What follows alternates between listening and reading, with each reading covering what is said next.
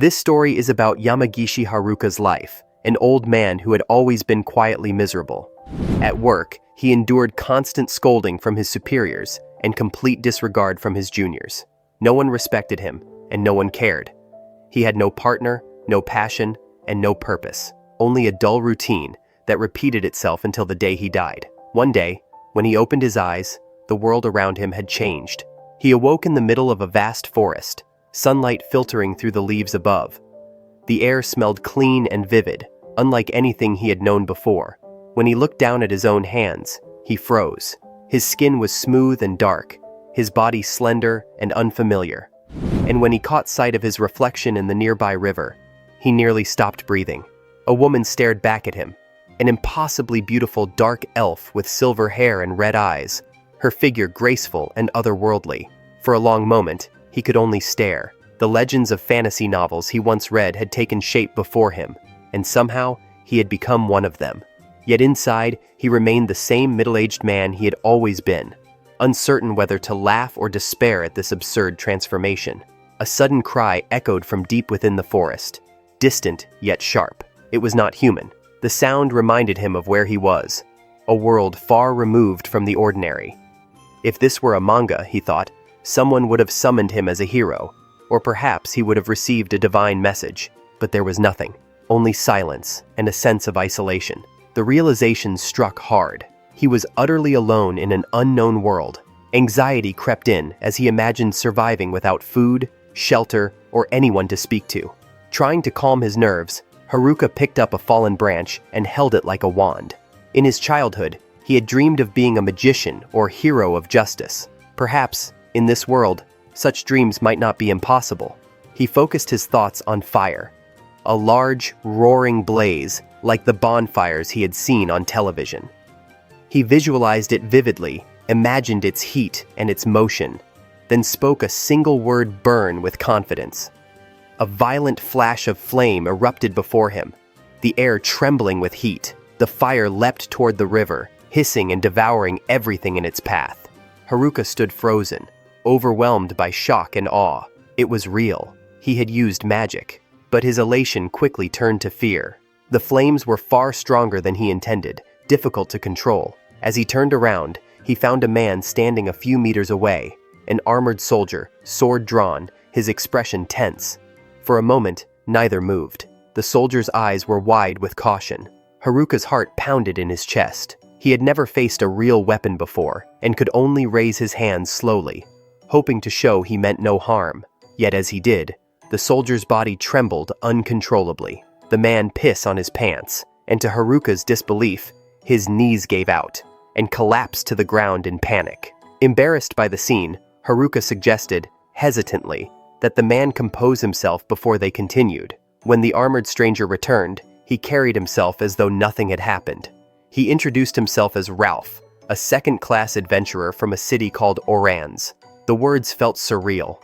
Adventurers, cities, ranks. It was a world born of fiction made real before his eyes. When Haruka tried to introduce himself, he faltered. He was a dark elf on the outside, but inside still an aging man with a forgotten past. Unsure of what else to say, he gave his real name and claimed to have lost his memories. Ralph accepted the explanation without hesitation, though surprise flickered across his face. By the way, since Haruka turned into a female elf, from now on we'll refer to Haruka as she, okay? Anyway, Haruka asked if Ralph could guide him to the nearest settlement. The adventurer agreed readily, and together they set out through the forest. Along the way, Ralph explained fragments of the world's structure and customs. Before long, the trees thinned and revealed a bustling city surrounded by stone walls and towers. It was called Orans, part of the merchant city-state of Plain, a nation built on freedom and merit. The streets were alive with voices, merchants, and travelers. Ralph first took Haruka to a tailor's shop to buy her a pair of shoes and a notebook, insisting she needed proper equipment. As they walked, he explained the adventurer system, a ranking that began at the 10th class and ascended to the 1st, with the highest tier known as special rank, individuals said to rival monsters in strength. Haruka listened intently, recording every detail in neat handwriting. Ralph then suggested that she, too, register as an adventurer. With her ability to use magic and the rare heritage of a dark elf, she would stand out naturally. Smiling, Ralph promised to take her to the guild the next morning and left her at a nearby inn to rest. Inside her small rented room, Haruka reviewed her notes. Terms like mana, spells, and incantations filled the pages, concepts that felt both foreign and fascinating. For the first time in years, she was learning with genuine curiosity. As she lay on the bed, memories of her former life crept back. Long hours at the office, endless reprimands, late nights that ended only in exhaustion. Her life had been an unbroken pattern of work, eat, and sleep, a hollow existence without purpose or joy. Slowly, even the desire to hope had faded away. Now, in this strange new world, that emptiness felt distant. For once, the future did not seem predetermined or dull. Closing her eyes, Haruka allowed herself a quiet thought. Perhaps this was not a curse, but a chance. The room fell silent, the air calm and still, as she drifted into sleep beneath an unfamiliar sky. The next morning, Haruka woke up and went down to the inn's dining area, only to feel dozens of eyes turned toward her. People stared in shock, whispering to one another. She froze, confused. Were dark elves really that rare here? A girl with bangs was staring straight at her, her gaze lingering far too long. Uneasy, Haruka quickly turned around and decided to take her breakfast to her room instead. She had just begun eating when someone knocked on the door. Ralph stood there, smiling as usual. But the moment he saw Haruka, his face stiffened. Without a word, he snatched the empty plate from her hands, cleared his throat, and said she should probably wear something less revealing. That's when it hit her. The stares from earlier maybe weren't because she was a dark elf. It was because her clothes were too exposed. Flustered, Haruka hurriedly slipped her jacket back on. Ralph then invited her to go outside. As they walked through the streets, Haruka noticed the sharp divide between the wealthy and the poor, stray figures huddled in alleys, and she remembered Ralph mentioning that strength was everything in this world. Inequality was impossible to ignore. A small boy suddenly bumped into her, mumbling an apology before dashing off. The child's bright energy made Haruka's chest feel strangely warm. But before she could smile, Ralph sprinted after the boy and caught him roughly. He ordered the kid to return what he'd stolen. The boy hesitated, then shoved something into Ralph's hand before fleeing down the street. It was Haruka's notebook. She hadn't even realized it was gone. Ralph sighed, explaining that street kids from the slums often picked pockets to survive. They might have mistaken it for a wallet. Haruka felt a pang of pity rather than anger. When they reached the Adventurers Guild, a cheerful receptionist greeted them. She handed Haruka a registration form. Strangely enough, Haruka could read and understand the local language perfectly, but when she reached the age section, she froze. She didn't know how old she was. Ralph quickly explained that Haruka suffered from amnesia. The receptionist flipped through a handbook and mentioned that dark elves typically reached adulthood at 18, marked by wearing ear cuffs. She suggested Haruka write 17 instead, just to be safe.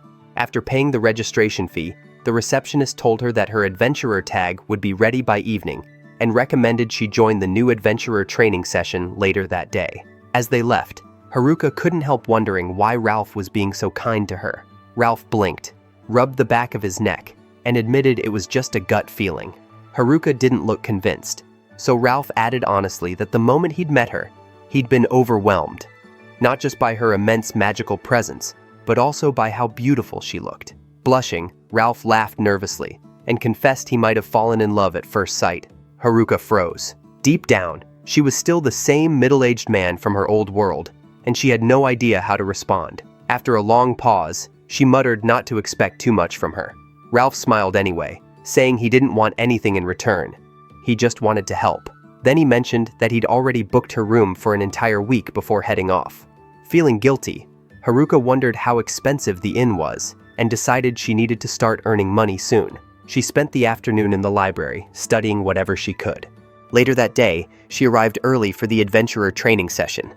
The room was empty until a quiet boy entered. He had fox-like ears and a hooded cloak. A beast man, Haruka guessed. Without greeting, he sat down and began arranging small stones on the desk, seemingly lost in concentration. Two more arrived soon after, a young girl and a boy. Both stopped in surprise when they saw Haruka, the mysterious dark elf among them. Surrounded by these bright, youthful faces, Haruka couldn't help feeling awkward and out of place. Their instructor arrived next, a young woman in a witch's hat.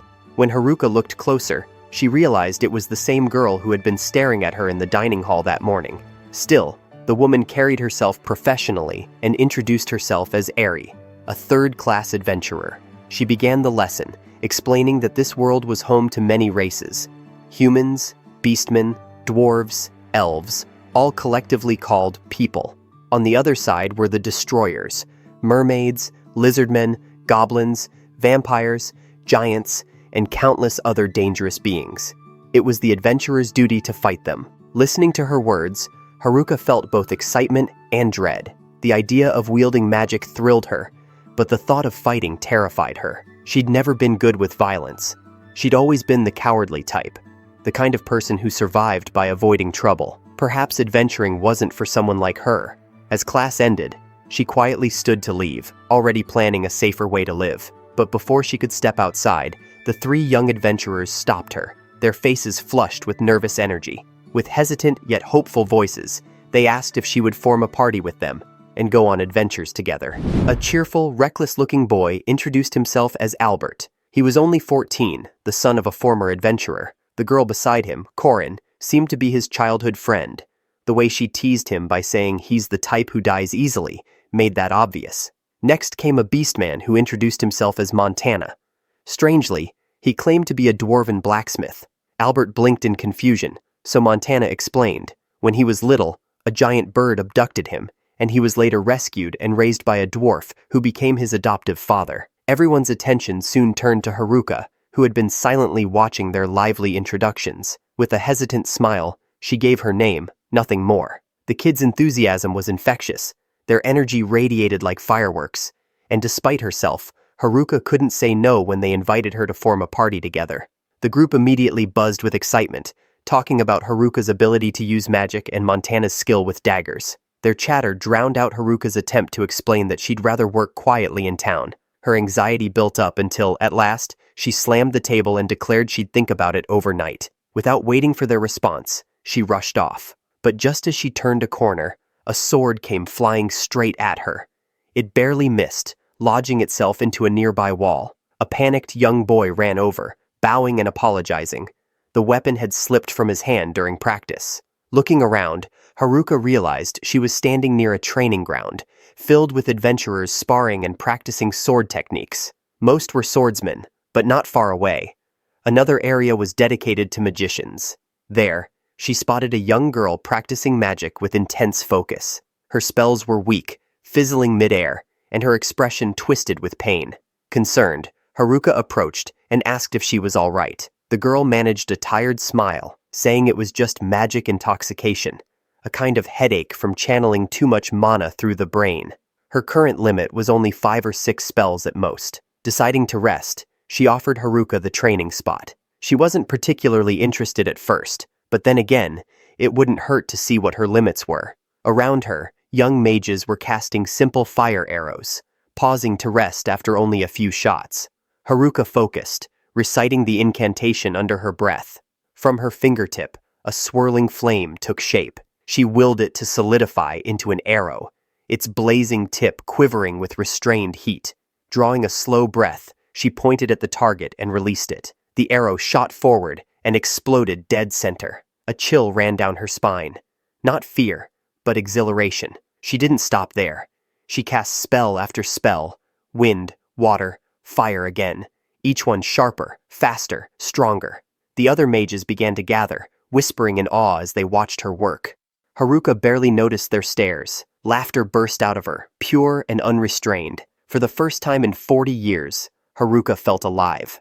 When she finally stopped, the crowd had grown thick behind her. She'd fired at least 50 shots, and not once had she felt the usual magic intoxication. A wave of relief washed over her. At least now she knew she wouldn't slow down any future teammates. Still, she shook the thought away.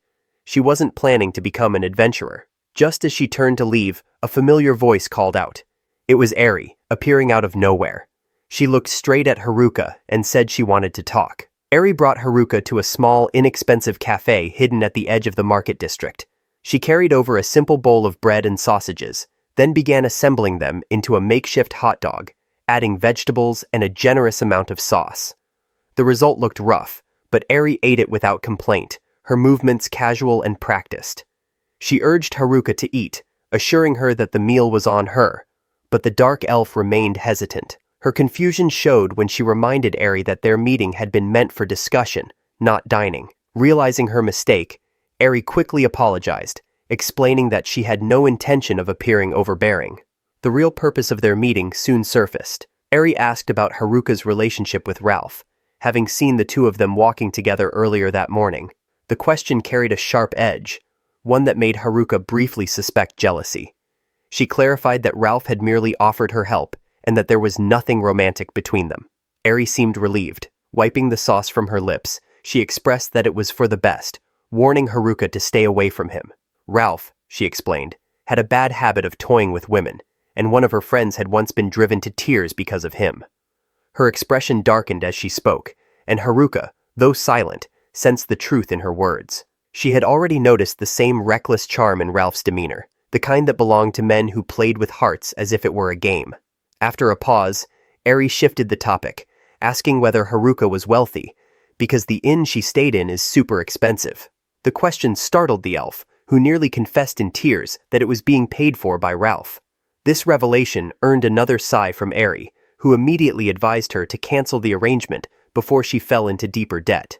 She recommended that Haruka move to the guild dormitory instead, and even offered to handle the transfer on her behalf. To make things easier, she promised to lend Haruka money for the time being. Haruka tried to refuse, unwilling to accept such kindness, but Eri's patience had run out. Her expression hardened as she explained that she had personal reasons for wanting to interfere. Her friend's pain still lingered, and she wanted to teach Ralph a lesson. Faced with her determination, Haruka could no longer argue. When Haruka finally tasted the drink Eri had ordered, her expression twisted in surprise and disgust. The flavor was strange, almost bitter, and the reaction made Eri laugh openly. It was, after all, a cheap cafe. Such flavor was to be expected. The tension between them slowly eased. For the first time, Haruka saw a lighter side of Eri, less intimidating, more ordinary, and far closer to her own age. They spoke for a long while after that, and the conversation gradually grew easier. Haruka mentioned her amnesia, and Eri listened with quiet curiosity. The two of them ended up spending the afternoon together, walking around the city, sampling strange foods such as roasted bat frog skewers that looked grotesque, yet tasted surprisingly good. By evening, they arrived at the guild dormitory to begin Haruka's registration. Eri apologized for keeping her so long, but Haruka expressed genuine gratitude. For her, the day had been unexpectedly pleasant. Before they parted, Eri hesitated, then asked if Haruka would consider joining her team. She mentioned that it was an all-girls group, one she believed Haruka would fit well with. The proposal, however, only deepened Haruka's uncertainty. The kids earlier that day had already invited her to join their group, though she had not yet given them an answer. Despite their kindness, doubt clouded her thoughts. She was older than most of them, weary and directionless, and she wondered whether she truly belonged among the energetic and hopeful. Her life had been filled with indecision and failed attempts at choosing her own path. The hesitation lingered until Eri spoke again, snapping her out of her silence. She told Haruka not to worry so much and to try working with them once before deciding. Haruka, she said, was diligent, serious, and skilled in magic, all qualities valuable to a beginner's team. There was truth in that observation. Deep down, Haruka realized she wanted to join those kids, though she lacked the courage to admit it. When she finally did, Eri smiled faintly, noting how little confidence the elf seemed to have. She repeated her offer, saying that her own team would always have room for Haruka should she change her mind. The dark elf thanked her sincerely, though Eri brushed off the formality, insisting they were friends now. The word struck Haruka more deeply than expected. She had not anticipated forming a friendship so soon. Afterward, they headed toward the guild's quest board. Eri noticed someone familiar in the crowd and offered to accompany Haruka, but the elf declined, assuring her she could manage on her own. Eri relented, though her knowing expression suggested an unspoken warning. Haruka approached the board and began scanning the available requests. A tall, broad-shouldered man stood beside her, his gaze sharp and assessing. After a long moment, he spoke in a tone heavy with suspicion, asking whether she was Ralph's new woman. Before she could even respond, Several of his companions appeared, laughing and making crude remarks about Ralph's interesting taste. Haruka denied the accusation, insisting there was nothing between them. But Eri's earlier warning echoed in her mind. It was already too late. She had stepped into Ralph's shadow without meaning to. Sighing, she tried to de-escalate, asking them not to trouble her and promising to stay out of their way. Yet her attempt at peace was taken as an insult. The man's expression turned cold, his pride wounded by her words. Before she could step back, he seized her arm. His grip tightened, his voice low and sharp. He told her he would teach her a lesson. Tado, a towering man with a constant scowl, dragged Haruka into a narrow alley, followed by his jeering companions. His glare brimmed with disdain, as if the dark elf before him were something less than human. Haruka, tense but composed, tried to explain herself. She did not avoid confrontation out of cowardice, but simply because she despised unnecessary violence. With quiet humility, she bowed deeply, her tone polite and subdued, apologizing if she had made them uncomfortable and admitting she had no money to offer should they demand compensation. Her calm only deepened Tado's anger. Irritation twisted into cruelty as he sneered, suggesting she could pay in another way if she had no coin. The elf instinctively stepped back, her expression restrained, but her body alert. She told him flatly that if he tried to touch her again, she would not hold back. That was all it took for Tado to lose control. Fury distorted his features as he mocked her, daring her to fight. In his mind, a rookie adventurer like her could never stand a chance. Haruka hesitated, assessing the situation. She needed a spell that could defend without killing. Fire was far too dangerous, its damage too absolute. Water, then. During training, she had never unleashed her full strength, but perhaps with a new chant, she could control it.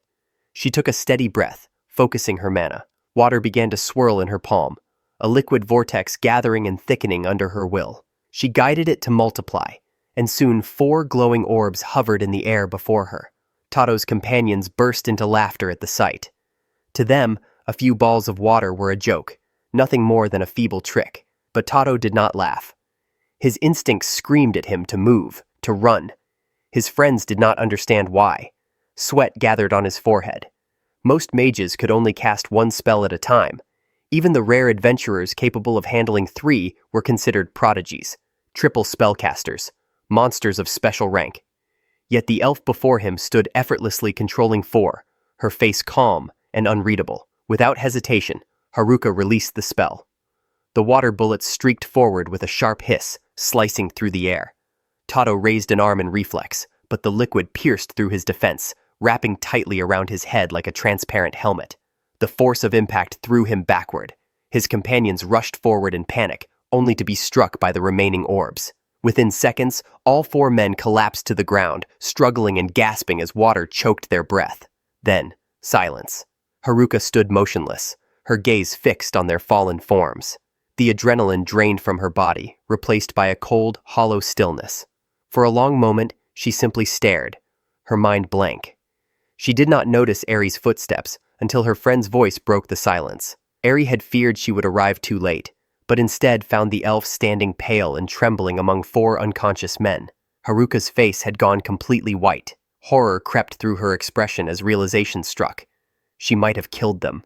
She clutched Eri's arm tightly, her body shaking with panic. She had never wanted to harm anyone. Eri checked the bodies and exhaled in relief. They were alive, only unconscious. Taking Haruka gently by the wrist, she urged her away from the scene. Haruka think, if her magic slipped further from her control, she could easily take a life without meaning to.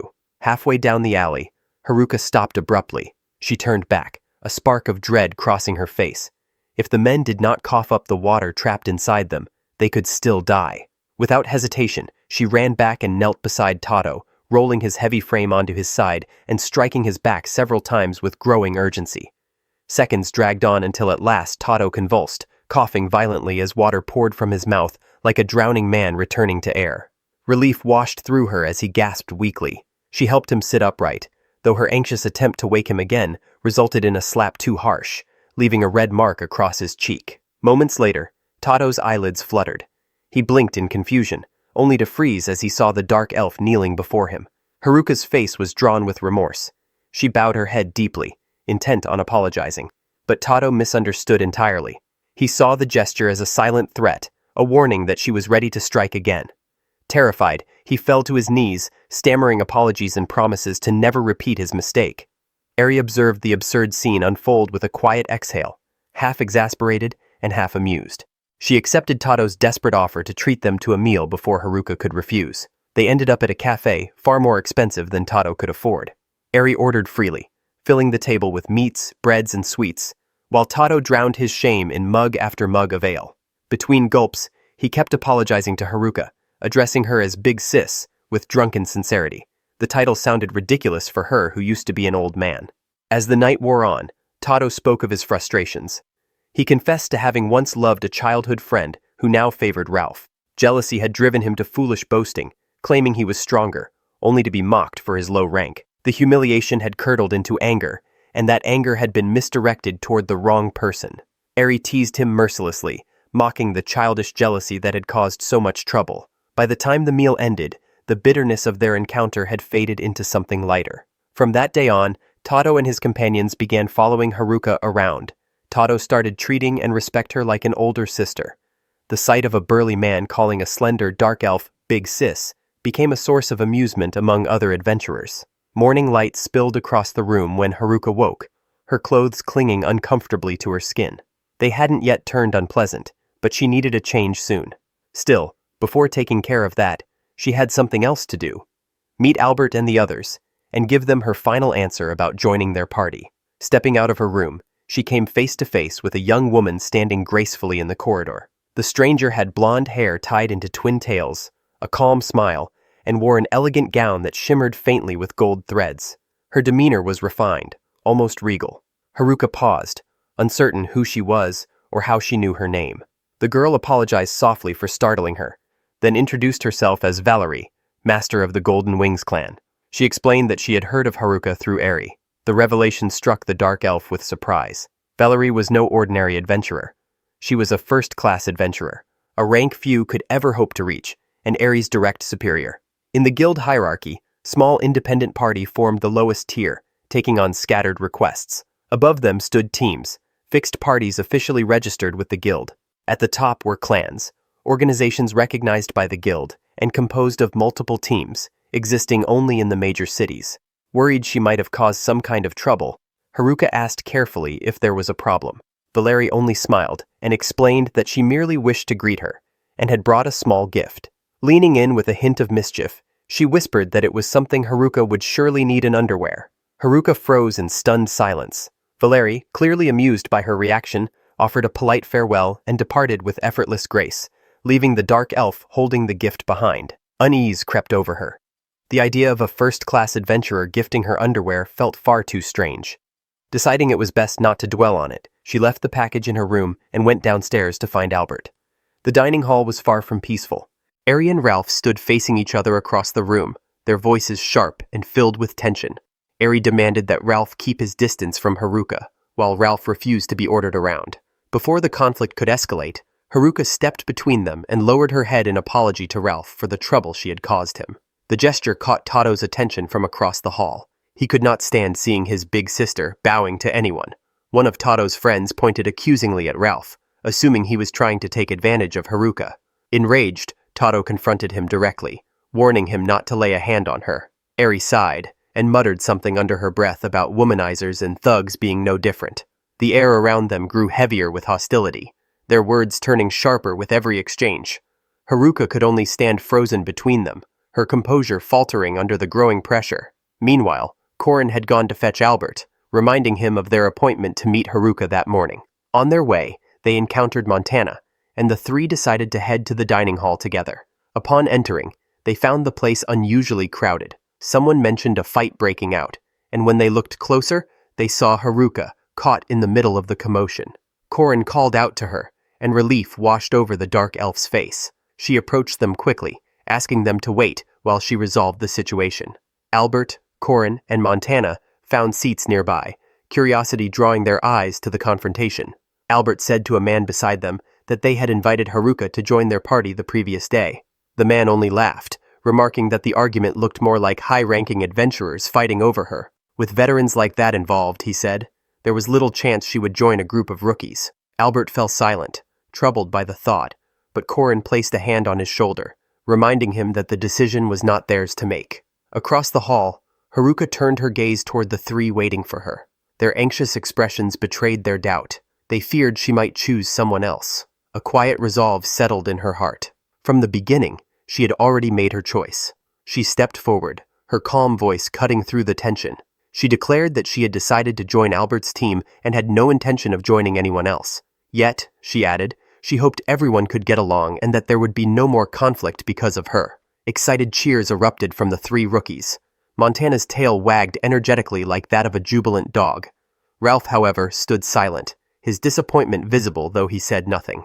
As Haruka turned to Ralph, thanking him once again for his kindness, and apologizing for the debt she could not repay, Ralph gave her a faint smile before departing, telling her quietly that if she ever faced trouble again, she should rely on him first. Then he left the guild as calmly as he had arrived. Eri let out an exasperated sigh, muttering about smooth-talking men and their endless charm. When the hall finally quieted, Tato approached Haruka with a small bundle in his hands. Inside were clean clothes he had prepared for her, having remembered her saying she had none left. The gesture warmed her heart. So much had happened in only a few days. Confusion, tension, and unexpected kindness. Yet amid it all, she had found new companions and a place to belong. Albert suddenly remembered something. A faint smile crossed his face as he extended his hand toward her. From that moment onward, they would move forward together as a team. A few moments later, Haruka had already begun to adapt to her new life in another world. Today, she was asked to help lift some heavy supplies. The men around her looked worried. Surely, a slim elf girl couldn't handle that weight. But to everyone's shock, Haruka lifted it effortlessly. The workers stared, wide-eyed, before bursting into laughter and cheers. Their job had just gotten a whole lot easier.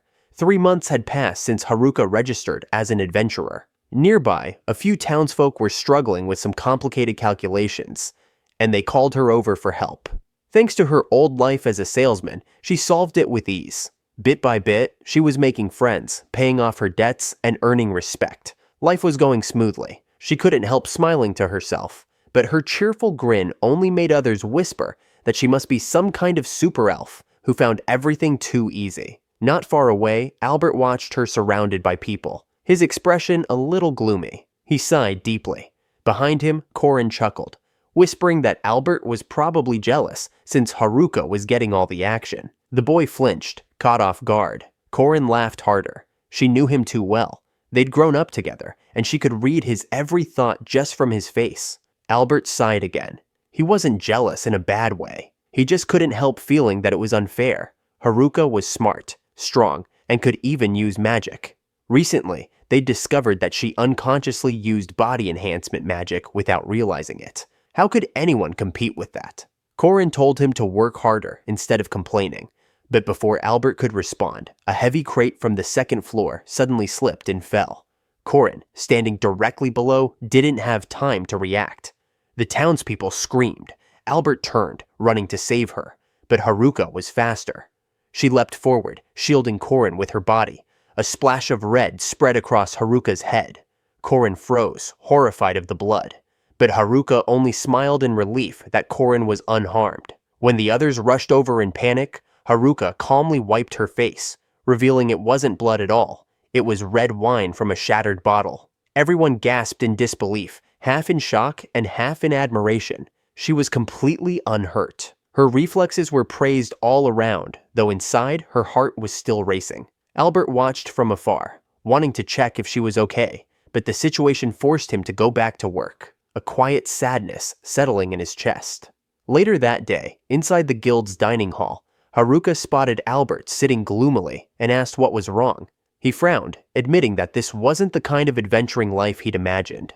He'd joined the guild to explore and fight monsters, but all their quests so far had just been helping villagers. Haruka understood. She wanted to go on a real adventure too, but things weren't that simple. Corin teased Albert, saying that attitude was exactly why he was still stuck at rank 8. Corin herself had recently moved up to rank 7, and Montana, who mostly worked in the workshop, had already reached rank 6. Haruka, on the other hand, had just been promoted to rank 5. Albert wanted to congratulate her, but stayed quiet, still sulking. Seeing that, Haruka smiled and suggested they take on a higher-level quest together. Since she was rank 5 now, her team could accept tougher missions, something closer to what Albert had always wanted. At that, Albert's eyes lit up. He jumped from his seat and dashed straight to the quest board, like a kid on his birthday. The others laughed, but let him be. Haruka didn't mind either. She found his childish enthusiasm kind of refreshing, something she'd long forgotten how to feel herself. Montana stood up next, saying he'd go check on that overexcited kid. But as he walked off, his tail wagged happily, making Haruka and Korin laugh. In the end, they all joined him to look at the quest board. Albert soon found the perfect one for the group, a hunt scheduled for the next day. That night, Haruka couldn't sleep. Her heart raced with both nerves and excitement. She sat up, reviewing the details again. Sunset Forest. Hunt down the horn boar. A mutated creature, half boar and half monster, with a single sharp horn born from magical corruption. Dangerous, yes, but its meat, fur, and tusk were valuable resources. They wouldn't go too deep into the forest, though. The inner regions were said to be crawling with destructors and the undead. Haruka tried to calm her worries. She told herself she could handle it. She had to. The next morning, they set out, energy buzzing in the air. Albert was especially thrilled, but Haruka noticed the group seemed a little lost. When she pointed out the west gate, Albert turned red with embarrassment. None of them could read maps. With a sigh, Haruka took the lead, navigating their way into the forest. It was their first real expedition. The forest was vast and alive with strange noises. Suddenly, something rustled in the bushes. Out jumped a creature, its long ears sharp as blades. A killer rabbit. Albert, curious, pushed through the bushes despite Korin's warning not to wander off. Montana's beastman ears twitched. Something big was approaching. Then, Albert's shout rang out. He stumbled from the undergrowth, panic on his face. He yelled to run. Behind him crashed a massive beast, the horn boar. The team froze at the sight of it. The creature was enormous, far larger than they'd imagined. They screamed and bolted. Korin shouted angrily, demanding why Albert had led the monster straight to them. But the boy was just as terrified. He'd only been peeking through the bushes when their eyes met, and then it charged. Now the group was torn. Should they retreat back to town? Haruka clenched her fists. They couldn't just keep running forever. But even she wasn't sure. Was this really a horn boar? It looked similar, but it was far too big. As panic spread among the young adventurers, one thing became painfully clear. None of them had expected their first real adventure to turn into a desperate chase for their lives. Haruka turned to look behind her, confirming the creature's shape. According to the bestiary, a horn boar was no larger than a piglet. Yet what loomed before her now was nearly the size of a small truck, a towering mass of muscle and rage tearing through the forest. She quickly assessed the situation. Engaging it head-on was out of the question. Remembering that boars were poor at turning, Haruka signaled her companions to scatter in a zigzag pattern. Korin called out for Montana to take the lead. The boy reacted instantly, darting through the trees and veering sharply to the right. But to their dismay, the boar maneuvered just as swiftly, its enormous body cutting through obstacles as it pursued them relentlessly. Splintered branches and crushed trunks marked its path of destruction. Montana noticed the beast's tusks grazing against trees, slowing it slightly. He recalled a massive oak standing further ahead and quickly formulated a plan. If the creature collided with that tree, it would be trapped long enough for them to strike. Though the others hesitated, Montana's calm confidence steadied their nerves. Even Haruka found herself reassured. The boy possessed remarkable composure for his age. They reached the colossal tree moments later. Albert's voice rose in alarm, urging Haruka to move aside, but she refused to retreat. If the boar avoided the impact, their only chance would vanish. Strengthening her body with enhancement magic, she positioned herself directly in its path. The creature thundered closer, its snarling echo filling the forest. Haruka swallowed her fear. Then, at the final instant, she leapt away. The horn boar crashed headlong into the tree with a deafening impact.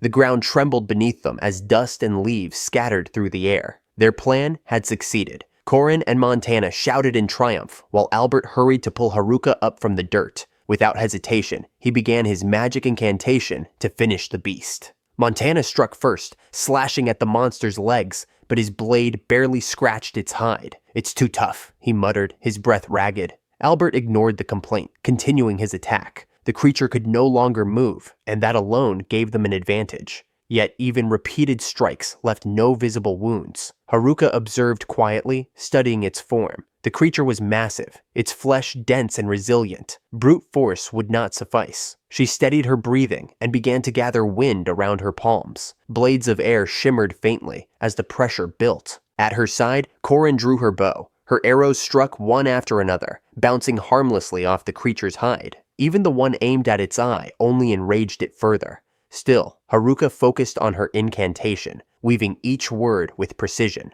She needed power sharp enough to cut, yet controlled enough to spare her companions. A sudden crack echoed through the forest. One of Korin's arrows pierced the creature's eye, sending it into a violent frenzy. The massive tree behind it began to splinter under its thrashing. Haruka raised her hand. The wind coiled tightly in her grasp, silent, sharp, and invisible. Then she released it. A faint gust swept past, light and fleeting, like a passing breeze. For a moment, nothing happened. Then the beast's movements froze. Its head slid cleanly from its shoulders, falling with a heavy thud. Blood gushed across the forest floor as the enormous body collapsed, bringing the shattered tree down with it. For several seconds, none of them spoke. The sheer scale of what had just happened left them stunned. Haruka herself stood still, unsure whether to feel pride or disbelief. Then Albert broke the stillness with a shout of astonished admiration. The others gathered around, their awe quickly turning to exhilaration. Their first major hunt had ended in complete victory. The thought of bringing such a trophy back to the guild filled them with pride and relief. For Haruka, it was proof that she was not a burden to the team, that she belonged among them. Their excitement, however, gave way to a new problem: the beast's massive size. Transporting it back to town would be impossible without dismantling it first. Before they could decide on a solution, a group of adventurers appeared, drawn by the noise. Leading them was Andre, a seasoned adventurer and an acquaintance of Albert's. He approached, startled by the sight of the fallen creature. His expression shifted from disbelief to astonishment.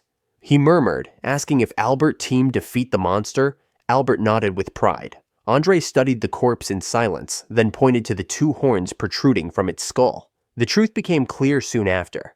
What they had believed to be an ordinary horn boar was, in fact, a tyrant boar, a far stronger and more dangerous variant. The creature was considered a lethal threat to anyone below the 4th rank, and an emergency request had been issued earlier that morning to subdue it. By sheer circumstance, the newly registered group had accomplished the task first. The younger adventurers froze in collective shock. Even Albert, who had been beaming moments before, could only stare in disbelief. Andre, however, laughed lightly, impressed by their feat. Their success would elevate their ranks significantly. The realization left the group nearly speechless with joy. Albert's usual composure broke completely as he embraced Montana in unrestrained excitement. Andre could only shake his head in amusement at their childish celebration. When the moment settled, Albert turned to Haruka with a grin, seeking silent acknowledgement. She looked at him for a moment, his hopeful expression almost like a loyal puppy's, before gently patting his head. His face brightened instantly. Korin and Montana, watching the exchange, stepped closer with expectant looks of their own. Haruka sighed softly, but smiled all the same, brushing her hands through their hair as well. The three of them beamed like overjoyed children basking in praise. Andre's voice interrupted the moment, reminding them to return to the guild and report their success. He would handle the logistics of retrieving the monster's remains.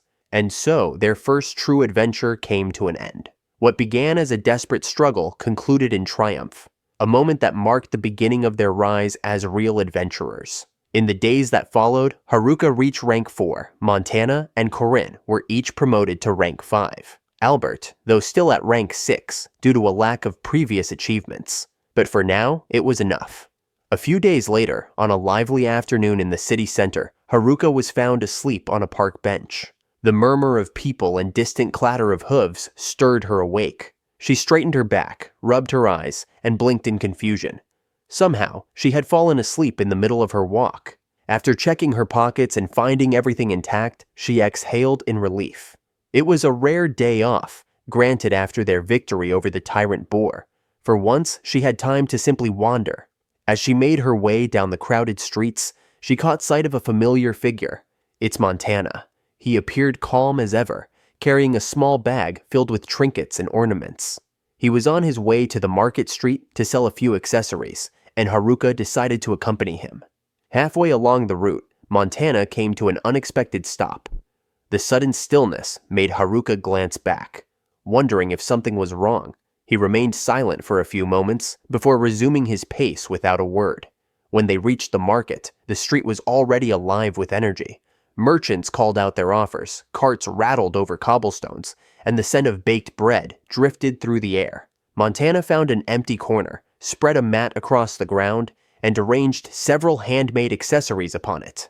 Rings, bracelets, and earrings that shimmered softly under the afternoon sun. Then he sat down, quiet and composed. Haruka sat beside him, watching. He did not advertise his goods, nor call to potential buyers. Instead, he simply observed the passing crowd, content in the silence.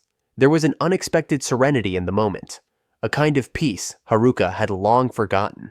Once, as a salaryman in another world, she had never known such stillness. After a while, a young man approached, eyes bright with anticipation. He examined the accessories with care and chose a simple ring. When asked for the price, Montana merely gestured for him to pay what he could. The young man hesitated, then emptied his pouch, offering a small pile of copper and a few silver coins. Montana accepted only half, returning the rest. The man left with a radiant smile, clutching the ring as if it were priceless. From his expression, Haruka could tell it was meant for someone dear to him.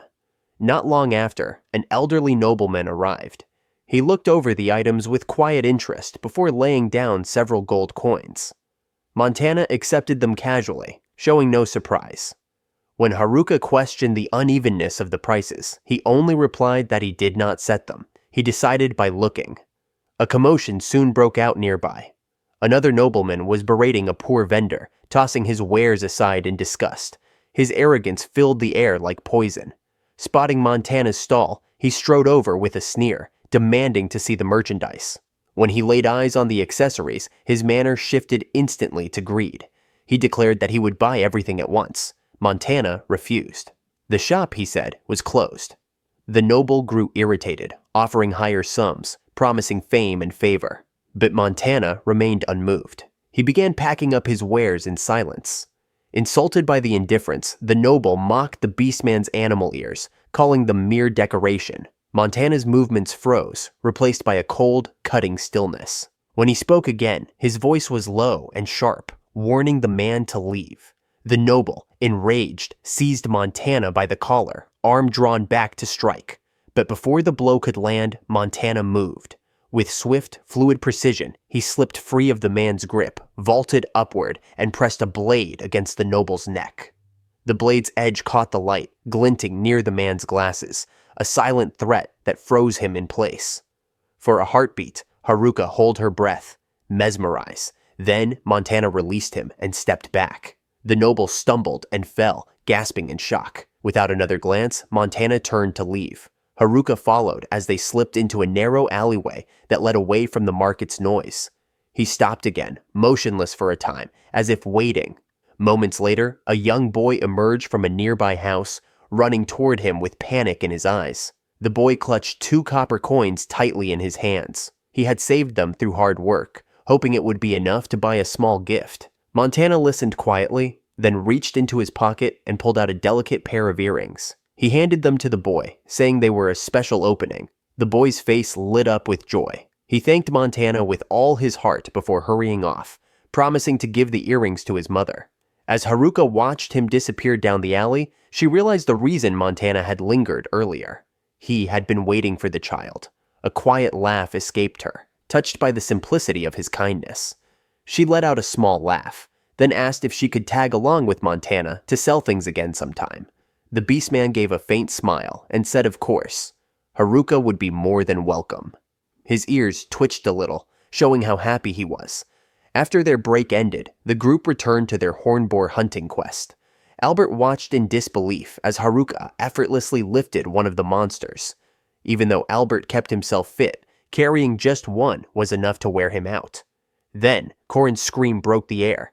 Everyone thought something bad had happened, but it turned out she was just shocked. Montana had traveled alone all the way from Dathart to Orans, a pretty long journey. Albert laughed it off and told Haruka that he once traveled with Korin and her father, since the man was a merchant. Curious, he asked Haruka if she had ever traveled anywhere before.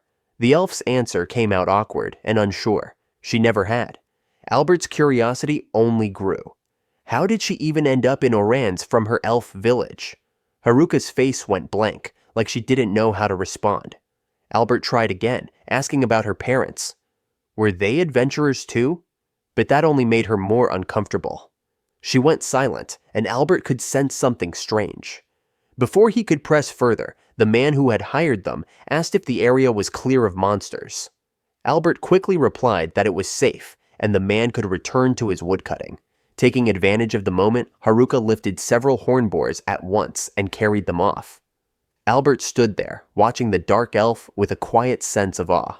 Later, he realized that whenever they talked about their pasts or their future, Haruka only listened, nodding politely, offering just enough to keep up with the group. It was obvious. She rarely talked about herself. That night, they gathered for dinner, celebrating Albert's 15th birthday. The troublemaker had finally reached rank 5, catching up with his friends. At that age, people were considered adults, and Albert was eager to drink like one. Korin was happy too, calmer, but clearly glad everyone had finally come of age. Montana, being a year older, was already used to it. The dinner was lively and warm, filled with laughter and clinking glasses. But 2 hours later, all three were completely wasted. Korin was the only one still holding it together, clearly annoyed at how drunk they'd gotten. Haruka felt a bit dizzy and decided to step outside for some fresh air. Outside, near the bridge by the river, she leaned against the railing. The night breeze cooled her cheeks as the spinning in her head slowly faded. She had drunk more than usual, simply because she'd been enjoying herself. In her past, drinking was part of work, never something fun. Tonight felt different. It warmed her heart in a way she hadn't felt in a long time. Still, she reminded herself that she was much older than them. She shouldn't show such an embarrassing side. Taking a deep breath, she told herself to be more careful and headed back to the tavern. Inside, Albert had woken up and was already reaching for another drink. Korin snatched it away before he could take another sip, telling him to talk clearly first. Albert frowned, then admitted he'd been thinking about Haruka. He said she never really talked about her past, even though they often shared stories, at least in bits and pieces. Haruka, who had just reached the door, stopped. She realized she'd never told them she had amnesia, even if it was only a made-up excuse. That explained why Albert often asked her so many questions about herself. He wasn't being forgetful. She'd simply never told them. Albert sighed and asked Korin if Haruka even needed them at all. His tone was quiet, almost sad. But because Haruka couldn't see his expression, she misunderstood. He went on, wondering if maybe Haruka didn't trust them, despite being part of the same team. Korin tried to reassure him, saying they'd gotten along fine for a month now, but Albert still looked uneasy. Korin could tell. He felt there was a wall between them. Montana just shrugged, saying that's just how Haruka was. But Albert shook his head. He understood Haruka was different and didn't blame her for that, but he cared about her as a friend. What if she only saw them as co-workers, not friends? Sometimes, he said, he just couldn't tell what she was thinking. Korin's chest tightened. She didn't want any cracks forming in their team, so she told Albert to go wash his face and clear his head. When they opened the door, Haruka was already standing there. Albert froze, realizing she'd heard everything. Before he could say a word, Haruka turned and walked away, despite them calling after her. Korin groaned and smacked Albert on the shoulder, yelling at him to go after her and apologize. But Haruka was already gone, her heart heavy with regret. She had run off without thinking. It had been the perfect chance to finally explain her amnesia, but she hadn't known what they truly thought of her. She never imagined they'd been worrying about something like that. Now, as she wandered aimlessly through the quiet city streets, her thoughts drifted to her past, memories she wished she could forget, but which clung to her all the same. Since childhood, Haruka had always loved books. He could lose himself in their worlds, dazzling battles, magic filled with wonder, and bonds built on trust and friendship. He believed that if he simply did the right thing, Like the heroes he admired, he too could make friends. But reality hit harder than he ever expected. As he grew up, the people around him began to tease him. They said the things he talked about were too serious, too boring, and eventually they left him behind. Once, when he tried to stand up for a classmate who was being left out, his words backfired. The others mocked the boy even more, claiming it was all just play. Guilt consumed Haruka.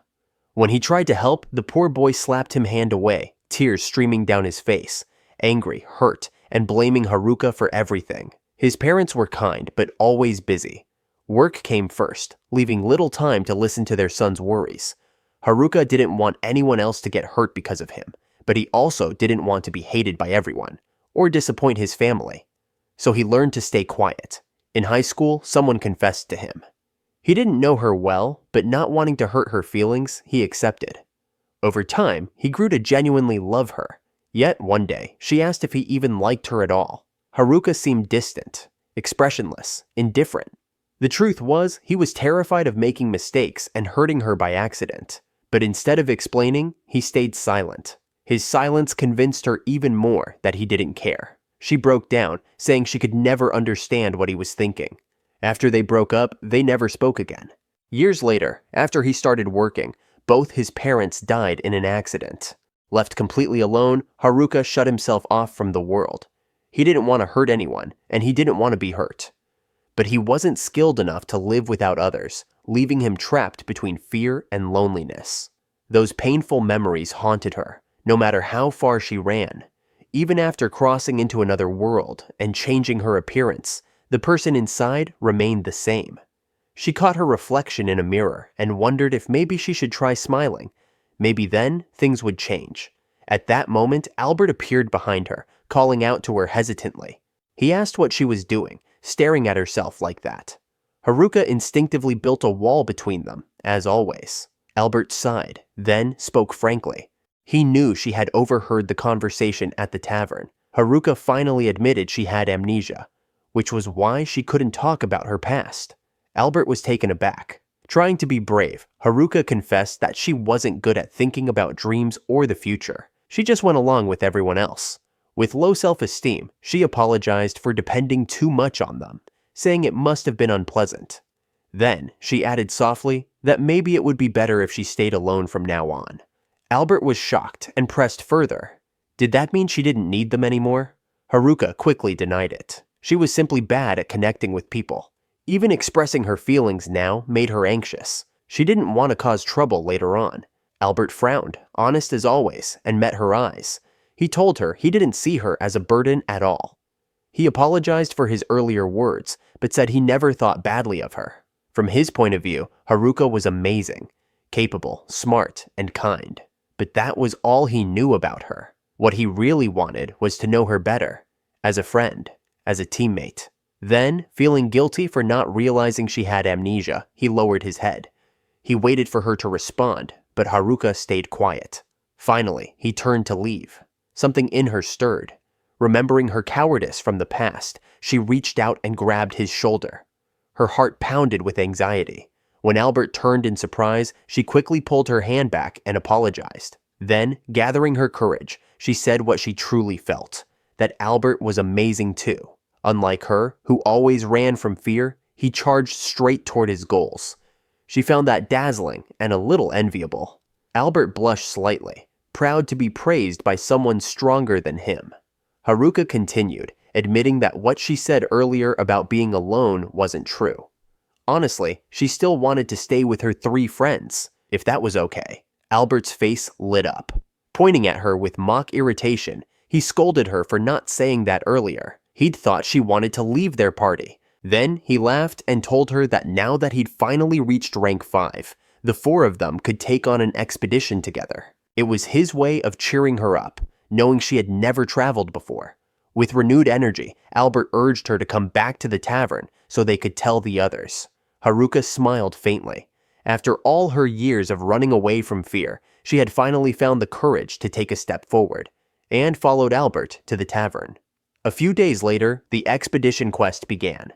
The team was hired as bodyguards, though they also helped load the heavy cargo onto wagons. As usual, Albert was already exhausted, struggling to lift the crates, while Corin and another man laughed at his misery. That man, a middle-aged worker in charge of cargo management and the land dragons, soon introduced himself as Cody. He chuckled when he noticed Haruka staring in awe. This was her first time seeing a land dragon. The creature looked more like a wingless lizard, shorter and sturdier than she had imagined. The quest itself had been given to them by a guild receptionist a few days earlier, an escort mission for a delegation heading to Region, a neighboring country west of Orance. The holy nation of Region was home to the Oracle faith, said to be where their deity first descended. Scholars and researchers from all over the world gathered at its grand academy, the cultural heart of the continent. Albert had been eager to accept the mission, but his companions were hesitant. It sounded too high level. The receptionist, however, assured them that since they had defeated the tyrant boar, this should be no problem. Besides, the quest came with a recommendation from the city's merchant guild. She'd even mentioned that Region's side had already hired other guards. Albert couldn't help but wonder why they were needed at all, but the receptionist only laughed, saying it was always good for travelers to meet promising adventurers for the future. Now, back to the present. The land dragon eyed Haruka curiously. Cody introduced the creature as Ojin, a friendly type that enjoyed being petted. Hesitant but intrigued, Haruka reached out and stroked its scales. The dragon's warmth and calm breathing made her heart swell. Before she knew it, she couldn't stop petting it, her eyes shining like a child's. Catching herself, she quickly stepped back, lowered her hoodie, and properly introduced herself to Cody. It was then Cody noticed. Haruka was a dark elf. He hadn't seen one in decades, not since his travels far to the south. Haruka immediately grew uneasy, wondering if her race would cause problems during the journey. Cody just smiled knowingly until Haruka finally asked what he meant. He confessed that a rumor had been spreading lately, that dark elves were creations of the god of destruction. The word stunned Haruka. It wasn't a good thing to hear, but Cody reassured her that such talk came from prejudice. He said dark elves are rare after all, and if anything happens during the trip, just tell him right away. In Orance, Haruka had never faced discrimination, but she knew other countries could be different, and she silently promised herself to stay cautious. Not long after, a group of people dressed in white cloaks and armor arrived, greeting Cody. Among them were two hooded twins standing at the back. Cody introduced his hired guards to the man leading the group, Decked, the leader of the Temple Knights. Albert shook his hand first, introducing himself with enthusiasm. Then Cody straightened up, his expression suddenly formal, and declared that he was the representative of the delegation. Albert froze, stunned. He had thought Cody was just in charge of logistics. Haruka and Montana weren't surprised. They'd read the quest details more carefully. Once introductions were done, the convoy set off toward Region. On the road, Albert couldn't stop eyeing the twin youths, and asked one of the knights about them. The knight explained they were students from Region's seminary, sent on this expedition as part of their graduation project for the Oracle Church. Haruka noted how young they looked, only 13. Both were gifted mages who had skipped several grades, though their expressions were constantly sour. Albert, being his usual energetic self, tried to chat with them, but the twins only glared, frowning in perfect sync. Albert froze mid-sentence, his confidence instantly shattered. Haruka considered talking to them too, but decided against it. She felt her spirit would break before she even began. Suddenly, Montana appeared from the bushes, holding a bunch of fruits he had gathered. He offered them to his friends, confused by Albert's gloomy face. Haruka teased him, explaining the twin disaster that had crushed Albert's energy. The twins grew visibly irritated by how noisy the group was, and Montana's sharp beastman ears picked it up right away. He turned and walked straight up to them, catching the twins off guard. One instinctively stepped back, while the other glared as if to challenge him. But Montana only handed them the fruit. The twins scolded him, warning he'd trip walking backward, but he kept offering the fruit anyway. Confused, they finally accepted it, just to make him stop. Albert nearly yelled in surprise, while Haruka just smiled knowingly. Montana always had that natural charm. Finally, the beastman introduced himself, and the twins, seemingly defeated by his persistence, gave in and introduced themselves as Theo and Leo. No one could tell them apart.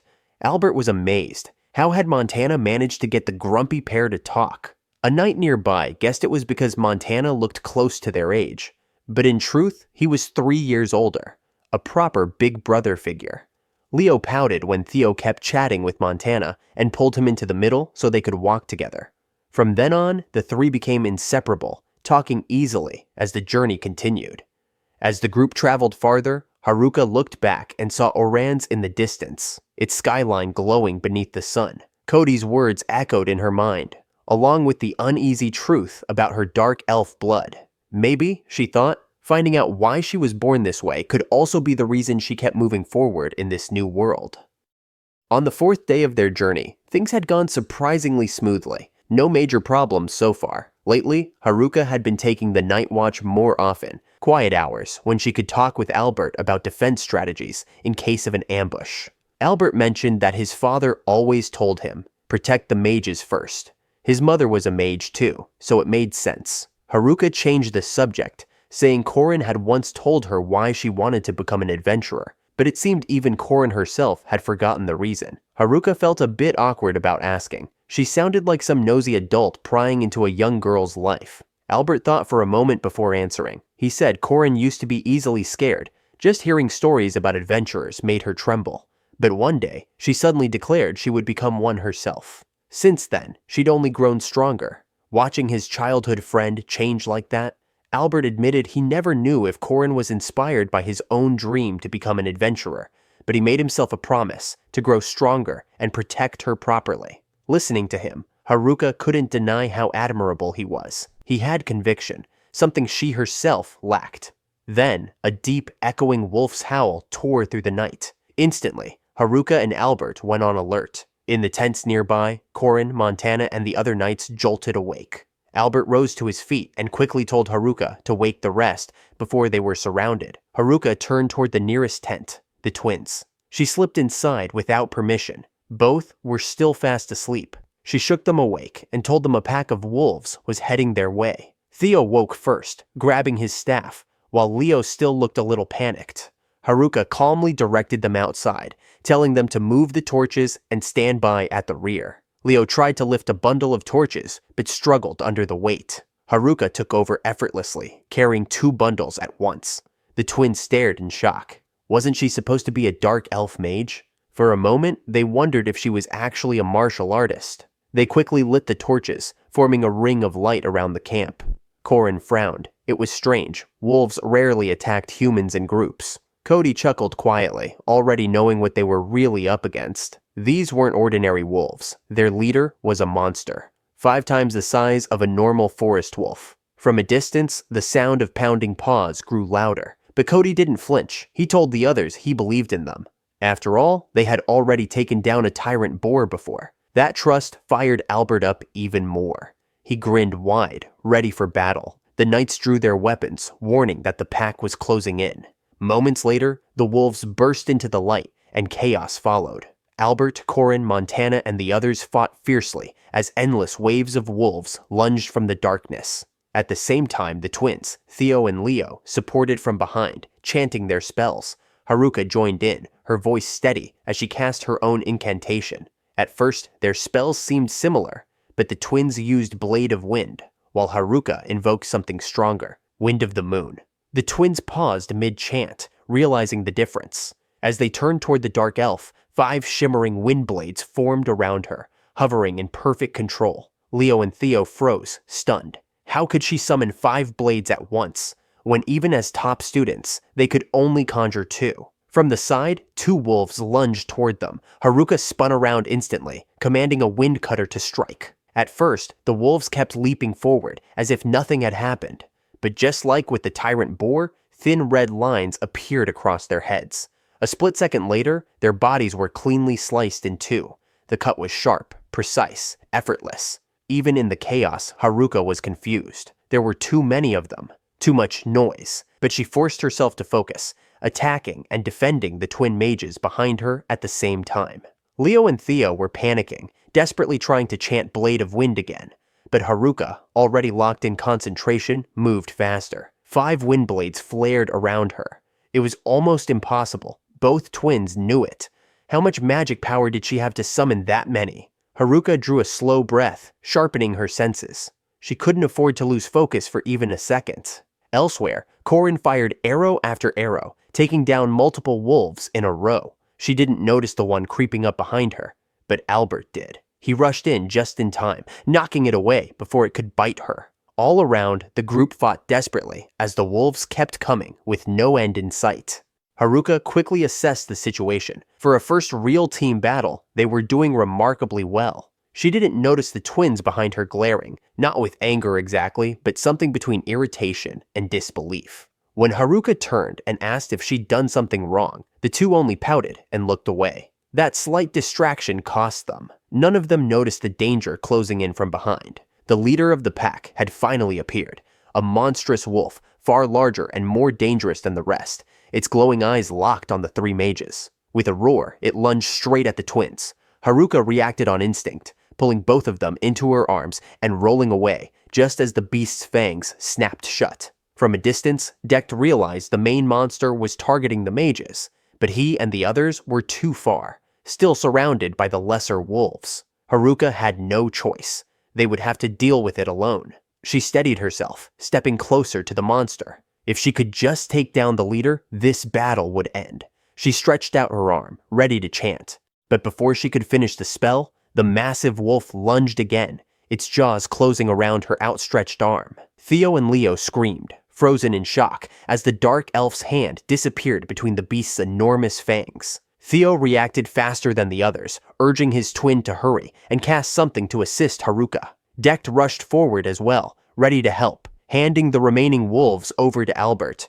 But Albert only watched from afar with a crooked smile, unfazed by the chaos. He was certain Haruka could handle the monster wolf alone. He was right. The creature froze in confusion, unable to understand why the elf's arm didn't tear or crush under its jaws, while Haruka's expression remained completely calm, unfazed by pain. Instead of struggling, she quietly muttered to herself, deciding which spell to use. She settled on Fire Arrow. With steady focus, she cast the spell through the arm still trapped in the monster's mouth, firing the attack from inside its throat. A sharp burst of light flared, and the creature exploded from within, its body scattering across the ground in an instant. With their leader gone, the remaining wolves scattered in panic, marking the party's victory. Dekt hurried over, worried sick. Haruka was drenched in the wolf's blood, and the knight tried to inspect her arm, expecting a severe wound, but the dark elf simply looked at her hand in complete composure. There wasn't a single scratch. Even after rinsing the blood from her skin, nothing appeared. Relief washed over Dekt, though confusion lingered, and he moved on to burn the wolf's corpse so it wouldn't rise as an undead. Albert walked over and slung an arm around Haruka, proud of her as usual. Meanwhile, Montana and Korin poked and prodded her arm, making absolutely sure she wasn't injured. Haruka herself was quietly shocked. The monster's attack had been brutal, yet she hadn't felt any pain at all. As she wiped the blood from her face, the mage twins approached hesitantly. Leo bowed in gratitude for saving them. If not for her, they might have died. Haruka responded awkwardly, unsure how to handle the praise. Leo pushed Theo to thank her too, but Theo, stubborn and prideful, only offered a reluctant gesture, before bluntly stating that her magic was creepy. Haruka froze at that. Albert and Korin laughed awkwardly behind her. Inside, the words stung. She had always expected people to see her as creepy old man after all. Her thoughts broke when Leo asked whether she had a magic teacher. She didn't. She only read a little from books and barely knew the basics. As thanks, Leo offered to teach her foundational magic, though Theo wasn't thrilled at first. Both twins were geniuses back at the academy, where magic had long since become dull for them because no one could match their level. But after witnessing Haruka's spell, they realized she stood far above them. Leo teased his twin, knowing Theo was just as curious about her magic. They both sensed there was something to learn from a dark elf who operated beyond the academy's standards. Haruka, ever doubtful of herself, asked if it wouldn't trouble them. Hearing she genuinely wanted to learn made the twins unexpectedly excited to continue. Leo started by asking about basic mana principles. Haruka managed that part. Mana could be converted into magic through the mind. As they continued walking, he asked her to cast Water Ball for their first analysis. She recited the spell, quickly forming a water sphere the size of a head. Theo asked if she could feel the flow of mana, and she answered uncertainly. Annoyed by her vague response, he scolded her. Natural types who could cast magic without understanding it were rare, and that alone was unsettling. Worse, her spells gathered far more mana than necessary. Skilled mages always used only the minimum required. To them, her magic was wildly inefficient. But Theo didn't stop there. He stepped back and told her to walk toward him. The water ball drifted after her. Normally, without specific instructions, a spell like that should stay in place. Only when he pointed it out did Haruka realize it, and the sphere burst onto the ground. Leo then explained body enhancement. It coated the user's body inside and out with mana, combining emission and enveloping magic. Doing both at once wasn't easy, but Haruka had been performing it unconsciously, simply wishing for it. The more she thought about it, the more uneasy she became. What would the others think of her if they knew how unnatural she was? But Korin suddenly wrapped her arms around Haruka from behind, laughing, because all of it simply meant Haruka was incredibly strong. Albert seemed unbothered as always, confident he would slowly surpass her someday. His optimism was almost unreal. Montana didn't say anything but touched Haruka's arm gently with his tail. None of them cared that she was an overwhelmingly powerful dark elf with limitless potential. The realization eased something inside her. Then Cody interrupted, pointing out that dawn had already broken. They decided to stop for breakfast before continuing their journey. As the sun climbed higher, Cody explained to Haruka that only one more mountain stood between them and the holy nation of Region. Before that, they planned to restock supplies, and they should soon reach a village he had visited once before. His steps slowed, and he grew strangely quiet. When they finally arrived, the sight froze everyone in place. The entire village had been slaughtered. Bodies lay scattered across the ground. Haruka, unaccustomed to such brutality, covered her mouth, fighting the nausea tightening in her chest. Albert and one of the knights checked a nearby house. The scene didn't look like the work of monsters or bandits. The homes were still intact, untouched by looting or destruction. Everyone gathered again, and judging by the state of the area, the attackers were long gone. They split up to search for any survivors. Haruka wandered alone and entered one of the houses. The moment she cracked open the door, a thick, rotten stench rushed out. She coughed sharply and froze at the sight of a mother and child lying lifeless on the bed. Her heart ached at the thought of a peaceful village meeting such a cruel end. Cody was already waiting outside, having noticed how pale she had gone. He suggested she wait beyond the village if it became too much, but Haruka refused, unwilling to leave this tragedy for her companions to shoulder without her. Cody nodded, understanding her resolve. They continued checking the houses together. Cody recognized one of the fallen villagers, a man who had warmly welcomed his group during his last visit and had invited them to come again. The memory left a hollow heaviness in Haruka's chest. Cody's expression softened with grief. Life, he thought, was fragile, but that didn't mean it deserved to be crushed so mercilessly. In another house, Montana's fox-like ears twitched. A large wooden wardrobe stood against the wall. Montana forced it open, and both of them froze in shock. Beneath a pile of fabric lay a baby boy. The baby rested quietly in Haruka's arms. Cody examined him, noting how strangely calm he was for a child, surrounded by strangers. His blanket had the name Yuri embroidered on it. It was likely his name. Cody studied him more carefully. He had never seen the boy before, and the baby's jet black hair and eyes were extremely rare. The thought formed easily that the massacre may have happened because of this child. Then, as if responding to that grim suspicion, the baby began to cry. Before the idea could settle further, Dek called for Cody. They decided to take the child back to the standby group while Cody and Dek did a brief patrol. Cody refused to leave the mysterious baby in a place filled with corpses and entrusted the temporary safety of the area to Albert and the others. Haruka looked at Yuri one more time. Something about a baby surviving this catastrophe felt unnatural, but at the very least, one life had been spared. Meanwhile, the truth behind Yuri's survival was far more tragic. On the night of the attack, his mother and her younger sister were overwhelmed with panic as intruders stormed their residence. Yuri's mother urged her sister to take the child and flee, insisting she would hold the attackers back. Yuri's mother already knew this day would come the moment the emperor chose Yuri as his heir. She was only a concubine, a commoner, while the princes and nobles would never accept it quietly. Her sister snapped of the memory, seeing Yuri's mother dragged away to the emperor's palace to bear his child. It was for that very reason she refused to let her sister die in vain. But Yuri's mother cupped her sister's cheeks gently, thanking her for her kindness and loyalty. She begged her to protect Yuri, not for the empire's sake, but for her own. In the end, her sister obeyed, fleeing with the baby and hiding in a remote border village. Yet guilt gnawed at her. Bringing innocent villagers into this chaos was something she would regret forever. At the small inn, she opened a wooden wardrobe and placed Yuri inside with the utmost tenderness. She smiled down at him one last time. Then, gathering every last shred of courage, she ran toward the cliffs with an empty baby basket in her arms. Right at the edge, she hurled the basket into the ravine and collapsed in tears, pretending it had slipped from her grasp. When the emperor's soldiers found her, she didn't stop acting, insisting that the baby had fallen. She knew her life would be taken within moments, but fear no longer held her. With a faint smile, she prayed that Yuri would live happily, for herself and for her sister. Not long after, Cody and Decht discovered her body. They doubted she was Yuri's mother.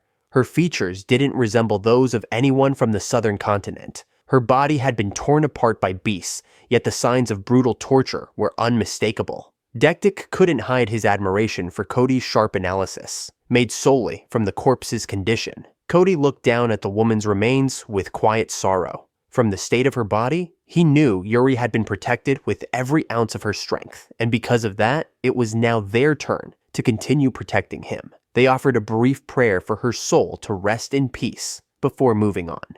The group eventually continued their journey. Along the way, Yuri didn't fuss at all. One of the knights assumed the baby must be incredibly smart, maybe even able to understand what they were saying. Haruka found herself thinking the same thing. Maybe Yuri was just like her, someone from another world, or maybe he was simply an unusually bright baby. Whatever the truth was, they still had to protect him. As darkness settled in, Leo lit a lantern using his magic, ignition. It was Haruka's first time seeing that kind of method. Leo casually explained that it was only a simple spell. Albert took the lantern and walked a little ahead of Haruka to make sure she didn't trip while carrying Yuri. Behind them, Corin noticed Theo sulking and called him out. She told him to stop being so stubborn. She could tell just from his expression what he was feeling. With a sigh, she added that no one ever knew what the future might bring, so it would be better if Theo learned to be honest with himself. Slowly, the boy approached Haruka. Shy and unsure, he looked at Yuri with sympathy. Saddened by the thought of a child so young having to survive alone, he quietly wondered what he could do for him. Haruka offered a gentle smile, saying they could think about it together as they moved forward. Albert shrugged in amusement, realizing Theo might be a decent kid after all. Leo, already well aware of his twin's softer side, simply agreed. After a long night of traveling, they finally reached their destination. Haruka and the others brightened the moment they saw the sight before them, a sprawling city, and towering in the distance, a grand castle, the holy nation of Legion. Theo explained that they had technically entered Legion the moment they crossed the mountains, but this place was just a frontier town. The castle ahead was their true destination, the religious capital, Vista, a magnificent white fortress known as the headquarters of the Oracle Faith. Another knight chimed in, describing Vista as a breathtaking city, expanding outward with layers of walls stacked one after another. Each district had its own character. By leaving defense management to the kingdom's descent, the nation could station their knights across the land, keeping peace tight. That was why people gathered there. Academics, culture, and so much more thrived within its walls. Cody then offered to take Yuri and escort Haruka's group ahead to Vista, saying it would be better than lingering here. The other knights would stay behind to transport the supplies. The twins would go with them as part of their graduation assignment. They parted ways there, promising to meet again later. Haruka and the others rode with Cody in a horse-drawn carriage, amazed by how different the buildings were from their homeland. Cody explained that their contract would end once they reached Vista, and they would be free to go. But now there was a baby to consider, and if they had spare time, he hoped the rookie adventurers would stay a bit longer. He assured them that he would cover their lodging and pay for any extra time if needed, offering the option with a warm smile. Of course, Haruka and the others agreed. It felt a little too convenient, but there was no reason to refuse. They arrived at a large mansion with spacious grounds and tall leafy trees shading the sides. It was Cody's home. He planned to take Yuri inside, but wanted to explain everything to his wife first, asking the others to wait outside. Yuri turned toward Haruka, and the elf noticed it. The baby gently curled her tiny fingers around Haruka's hand, and Haruka reassured him with a soft smile, promising they would meet again. Haruka looked at the grand house, then at Cody and his wife, radiant and content. Compared to her own past, living alone, broke, and isolated, they felt like people from an entirely different world. Once everything regarding Yuri was settled, the group was led to another mansion, just as luxurious as Cody's, perhaps too luxurious. Albert and the others were stunned when Cody told them this would be their lodging. They immediately refused to rest in a place like that, but Cody burst out laughing, saying he was only joking. He ushered the adventurers back into the carriage, and strangely enough, they circled back the way they came. Cody smiled proudly, insisting that one must stay true to themselves and keep a playful spirit to stay young. The others responded with awkward chuckles. It seemed Cody just wanted to show off. Eventually, they stopped at another mansion, this one simpler, built of stone walls like a refined inn. Albert and the others looked at it with satisfaction. It was only 5 minutes from the Adventurers Guild, and they agreed to rest there. Soon after, Cody excused himself. He had matters to attend to, but if anything happened concerning Yuri, he would contact them immediately. After Cody left, Albert invited the group to head to the guild and check the quest board. On the way, they crossed paths with a group of young girls. One of them froze, slowly turned toward Haruka with a horrified expression, and pointed at her rudely, before screaming in panic about a dark elf.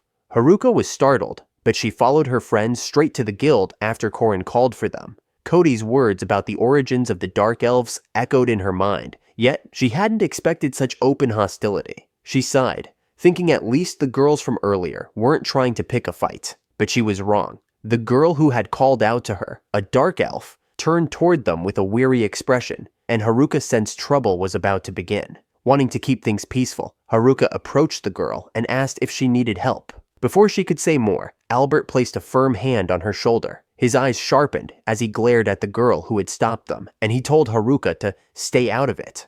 Korin and Montana also suggested they ignore the commotion and focus on the quest board, but the stranger who named Sarah refused to back down. She pointed straight at Haruka and ordered the dark elf girl beside her to fight her. Even though the girl looked terrified, she demanded that if she won, Haruka must release the people she had brainwashed. Hearing such a baseless accusation sent Albert into an instant rage. He snapped at Sarah, saying she could fight him first before challenging Haruka out of nowhere. But Sarah's friends rushed to support her, insisting she was a divine child who couldn't possibly lose to an ordinary adventurer. Haruka quickly realized Sarah was deeply afraid, probably even younger than the twin mage. Meanwhile, Albert held nothing back. He didn't care who they were. He'd defend Haruka and had no problem beating these girls until they couldn't walk. With a weary sigh, Haruka said she would handle it herself and agreed to Sarah's demands. They all headed to the guild's training grounds. Haruka asked for the rules, while Korin and Montana relaxed, snacking without a hint of worry. From the sidelines, Albert yelled reminders to Haruka not to accidentally kill anyone and told the dark elf girl to take it easy. Haruka forced a smile in response. Hearing that only made Sarah panic, and she hurriedly requested a no-killing rule. Haruka proposed a simple condition: whoever sustained a major injury would lose. The dark elf then asked what she would get if she won. Sarah, reluctant but determined, declared she would become Haruka's servant, even though the offer held no real benefit. Haruka gave a faint smile and told the group of girls to come at her with everything they had. Sarah led them, raising her staff as they all prepared to cast in unison. The dark elf recognized the spell instantly, Wind Cutter, and froze. That spell was dangerous, potentially lethal. Did these kids not understand what would happen if magic like that hit someone? Haruka let out a heavy breath. As an adult, it was her responsibility to set the law and teach them right from wrong.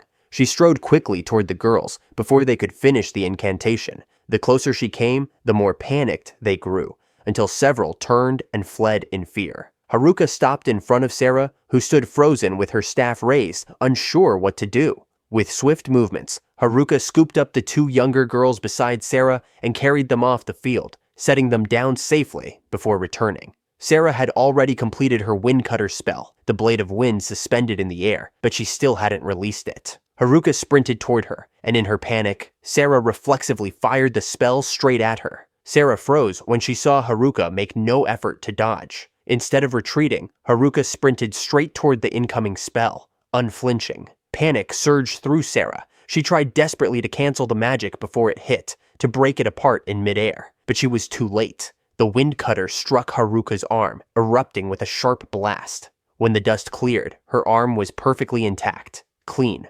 uninjured, untouched.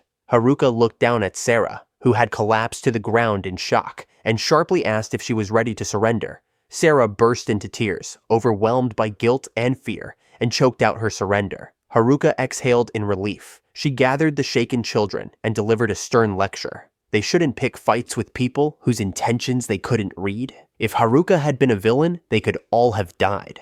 And Windcutter was a lethal spell. Using magic like that so carelessly on others was completely unacceptable. Once she dismissed them, the group scattered, though Sarah lingered behind, head lowered as if she had something to say. Timidly, she asked Haruka whether dark elves were apostles of the god of destruction. According to her teacher, the oracle looked like a regular elf, while the god Zest appeared like a dark elf. Haruka had no idea how to answer. To her, it was just a rumor. And besides, the god living inside her was nothing more than an old man. In the end, she simply introduced herself properly. She stated her name, then introduced her friends, and made it clear she was only an adventurer. No grand mission, no desire to harm anyone. Whether Sarah believed her or not was another matter entirely. Sarah looked both guilty and amazed. Even after casting such a dangerous spell, Haruka hadn't been hurt at all. With renewed determination, she declared that she would keep her promise and, starting from that day onward, dedicate herself as Haruka's servant. Haruka could only give a weary, bitter smile. Why was this happening to her again? Behind her, Korin laughed until he nearly doubled over. The next morning, Sarah invited Haruka and the others to have breakfast together. She was cheerful and proud, saying that as Haruka's servant, she could prepare something delicious for everyone. After that, she properly introduced herself. She was only 13, currently attending the Legion Theological Academy. Both her parents were priests of the Oracle faith, and she was expected to become one too. She was also known as a Dream Seer Prophetess, a title that immediately confused Albert and the rest. Sarah explained that it meant she was a child beloved by the gods, gifted with special abilities, combat, magic, or something unique that ordinary people didn't have. Albert quickly pieced it together. Sarah's ability had to be prophetic dreams. She nodded. She could see fragments of her own future in her sleep, though she had no control over them, which made the ability feel useless to her. She lowered her head for a moment, then glanced at Haruka with uncertainty. One of her dreams had shown Haruka clearly. In that dream, Haruka was attacking her. The vision shocked the dark elf, and it finally explained why Sarah had been so panicked and terrified before. Albert found the whole thing strange. Haruka would never attack someone like Sarah, and Sarah herself felt the same. The more she thought about it, the more she realized something was off. In the dream, her vantage point was much higher, and she had been holding a staff. Haruka fell silent. It meant that someday she might end up opposing the Oracle faith, even though she didn't want to fight anyone if she could help it. Maybe there was something in her future she wouldn't be able to avoid. To lift the heavy mood, Sarah reminded her that the dream hadn't happened yet, and not every dream ever came true. Cody arrived then, greeting everyone.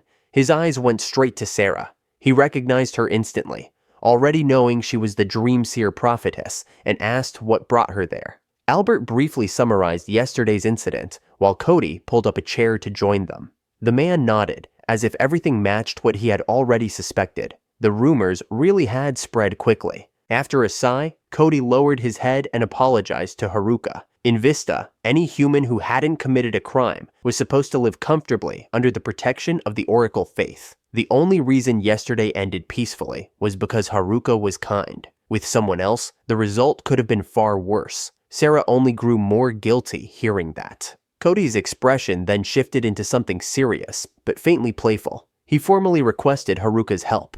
If they ever came across another kid like Sarah causing trouble, he wanted Haruka to rough them up a little. Everyone froze, unsure how to react, especially Haruka. Cody clarified that he wanted the Dark Elf to provide educational guidance to any disrespectful youngster they encountered. Albert and Corin didn't mind the idea, but Haruka hesitated. She said she could accept the request, but she preferred avoiding violence and trying to talk things out first.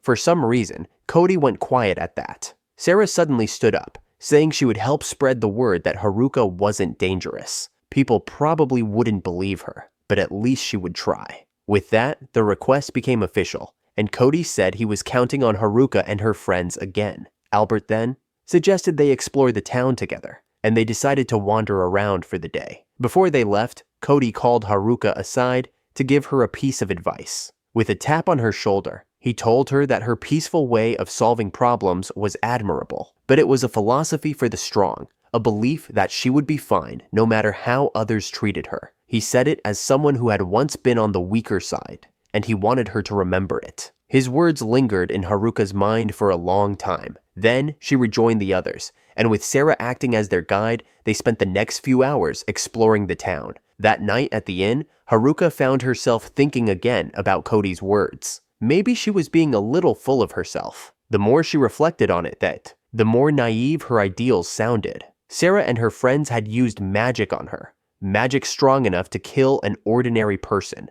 That hadn't been a childish prank. In their own way, they were trying to protect everyone from danger. And yet, when her own life was threatened, all she did was lecture them. The imbalance made her feel more and more like an overly soft, naive adult. Corin called out to her from the neighboring bed, asking if she couldn't sleep because of Sarah's prophetic dream. The girl wrapped her arms around Haruka, knowing how sensitive she could be sometimes, and even offered to sleep beside her. Haruka immediately refused.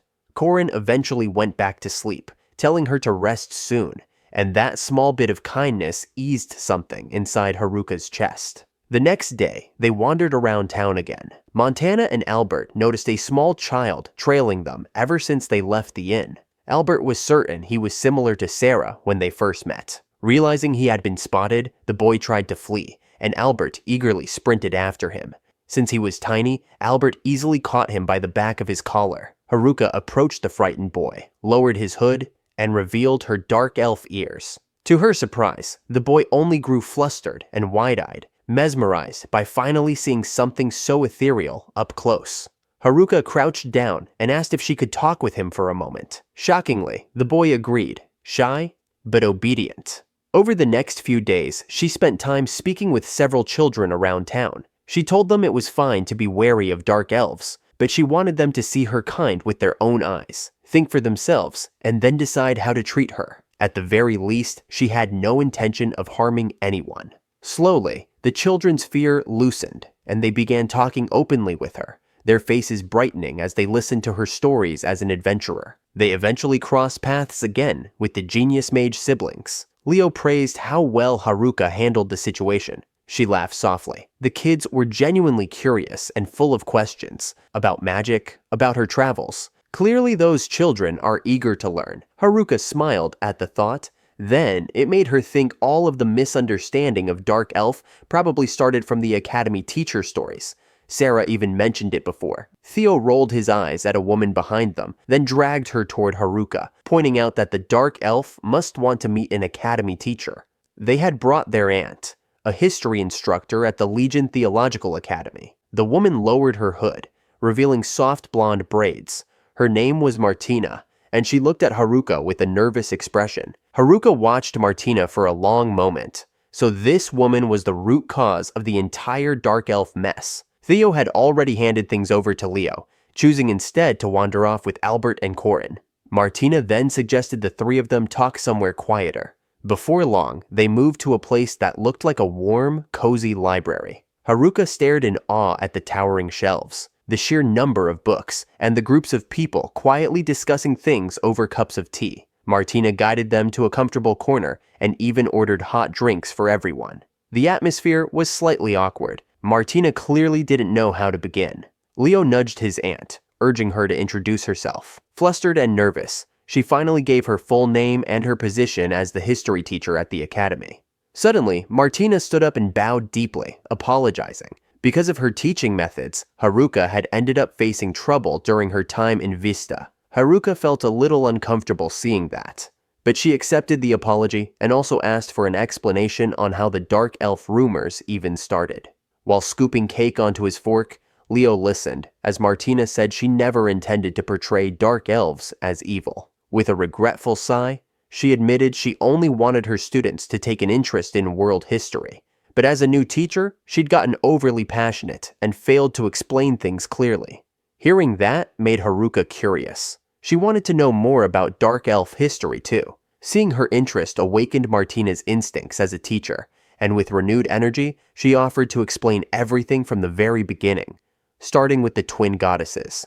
The two gods, Oracle and Zest, envisioned the world. They created the land, the animals, and fashioned elves and dark elves in their own image. Oracle, who valued creation, compassion, and the meaning of things that eventually break, created humans, a people gifted in crafting and nurturing. Zest, who believed living beings should be brave and fierce, created aggressive creatures known as destroyers. Even though the gods themselves held no desire to fight, conflict between those who inherited their wills became inevitable.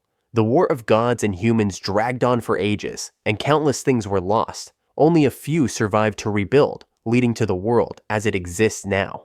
In the end, Martina said passionately that both destroyers and humans, though different, were equally beloved by the gods. Leo had to calm her down before she made a scene. He pointed out that she always went off topic in class and really should just return to the Academy's research lab, especially since she also had personal feelings when it came to dark elves. Haruka felt intrigued. She hadn't seen any other dark elves around. Was something going on? Leo shot Martina a knowing look, as if she'd caused trouble before. With a weary sigh, Martina admitted that when she'd still been in the research lab, she had a fiancé. Wanting to study dark elves up close, he traveled to the southern continent 4 years ago and still hadn't returned. Haruka wondered if he might have died or run into danger, but Martina quickly cut in. She still received letters from him. The problem was the content. All he ever did was praise the physical beauty of dark elves, endlessly. Naturally, Martina had been consumed by jealousy. She couldn't help herself and had gotten far too worked up. Leo even had to hold her back. At last, Martina calmed down again and sat back down, apologizing to Haruka once more. She never meant to insult all dark elves. Haruka studied Martina carefully. She could tell the woman in front of her was serious and genuinely passionate about what she loved. It was obvious Martina had never meant any harm, but Leo scolded her again, pointing out that she taught far too many things that strayed from the Oracle faith's doctrines. Sooner or later, it was bound to cause her trouble. Haruka asked whether the mythology taught by the Oracle faith was actually different. Leo confirmed it, and to prevent the dark elf from misunderstanding, he offered to teach her his version as well. In the creation myth he'd learned, the twin goddesses had fallen out. They clashed on the southern continent using their own creations. Oracle hadn't wanted conflict, but under Zest's fierce, relentless assault, she had no choice but to teach humans how to fight. Magic itself was born during that age. Haruka listened closely. The biggest difference was how the Oracle faith portrayed Zest as the villain, leading dark elves to be viewed as inherently dangerous. Intrigued, Haruka asked to hear the full story. She found the differing histories fascinating, which made Martina visibly relieved and even more enthusiastic. Leo suggested they continue their talk outside, since Martina might lose control of her excitement in the quiet library. His aunt laughed and agreed, proposing they walk and chat instead. They strolled through the city, while Martina explained that before the Great Conflict, during the Age of Gods and Men, there were once places where destroyer and human towns stood side by side. Records even suggested the two races lived together. Imagining that in the present day felt almost impossible. After all, how could destroyers and humans ever share a peaceful city now? After a long conversation, Martina remembered she had other matters to attend to. She was delighted by the discussion, though, and shyly asked if they could talk again sometime. She would love to hear about Haruka's adventures in the future. The dark elf gave her a gentle smile, promising she would be glad to meet her again. With that, Martina bid them farewell, leaving Haruka alone with Leo. The two of them decided to head to a restaurant for dinner. At one of the places, they spotted Cody and Montana eating together. Cody immediately greeted Haruka warmly. He explained he had run into Montana and decided to join him for a meal and a chat. Haruka mentioned she had just come from speaking with Martina. Cody recognized the academy teacher at once and grew curious about what Martina had told her. Haruka sensed Cody held an important position in the Oracle faith. It felt wrong to reveal what they had learned that day, so she urged Leo to pick a different restaurant, claiming the place looked crowded. Cody, however, offered to bring over an extra chair if needed. Haruka hesitated, trying to decline. Cody glanced at her with a light chuckle, noting how reluctant the dark elf seemed to talk about her conversation with Martina.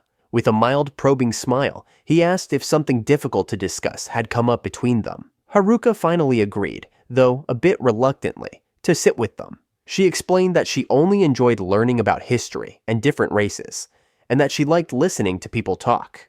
The man simply muttered while cracking open their snack nuts. Haruka suspected that Cody wasn't a bad person, but she was certain he was looking for something. Before she ended up saying too much, she changed the topic and asked what would happen to Yuri next. Cody revealed his plan to place Yuri in an orphanage for the time being. The word temporary pulled at Haruka's curiosity. Why only for now? Was there something he wasn't saying? Cody eventually admitted that he had a slight lead regarding Yuri's identity, but since he wasn't fully sure, he didn't want to discuss it yet. Without any warning, Cody told Leo to head back first and leave the three of them alone. Leo clearly wanted to protest, but the firm, smiling look Cody gave him made it impossible to argue. With a resigned sigh, Leo stood, knowing that begging to stay would be pointless, and left after saying his goodbyes to Haruka. From Cody's demeanor toward Montana, it became obvious he wanted to speak privately with Haruka from the beginning. Haruka also felt certain he already knew what Martina had told her, so she requested that anything he wanted to discuss should be something Montana could hear as well. Cody didn't seem to mind, and went straight to the point. He wanted to know what the Dark Elf thought about Martina's story, about the relationship between destroyers and humans. Before giving her thoughts, Haruka clarified that she had been properly taught the Oracle Church's doctrines too, so there was no reason to suspect Martina of straying into anything strange. Cody only laughed, unbothered by such a trivial detail, and urged Haruka to relax. After a slow, steady breath, Haruka admitted that if Martina's story was true, and if destroyers and humans really could communicate, then it was entirely possible they once lived together peacefully. Cody's expression shifted, growing just slightly more serious. He asked whether Haruka believed something like that could be possible even now. She answered honestly. She had never met a destroyer, so she had no way to know. Besides, she didn't understand why he was even asking. The man in front of her stared into her eyes for a long moment, smiling faintly in a way that left her confused. Then he leaned forward, lowered his voice, and pressed a fingertip to his lips, warning her that he was about to share a secret. He told her that he believed the newest archaeological findings were closer to the real truth than what the Oracle Church taught. Haruka raised a brow, both curious and intrigued. Cody leaned back, chuckling that he couldn't say such things openly right now. While ordering food, he added that this was the reason he quietly tried to suppress strange rumors before they spread too far. Haruka concluded that he was simply protecting his theories from being crushed.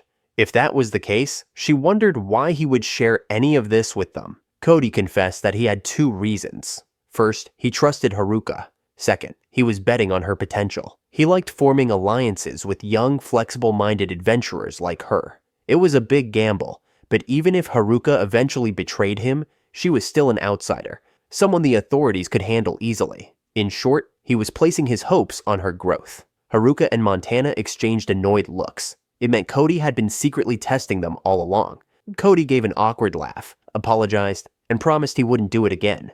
Pouring water from a pitcher, Cody explained that he had plenty of connections and could find work for them. There was also the matter of Yuri. He handed the glass to Haruka with a thin smile, leaving her uncertain about what he meant. With no hesitation, he made it clear that forming an alliance with him wouldn't be a bad deal for them either. Haruka stared at the glass, then glanced at Montana, quietly asking for his opinion. The beastman only said he would leave the decision to her.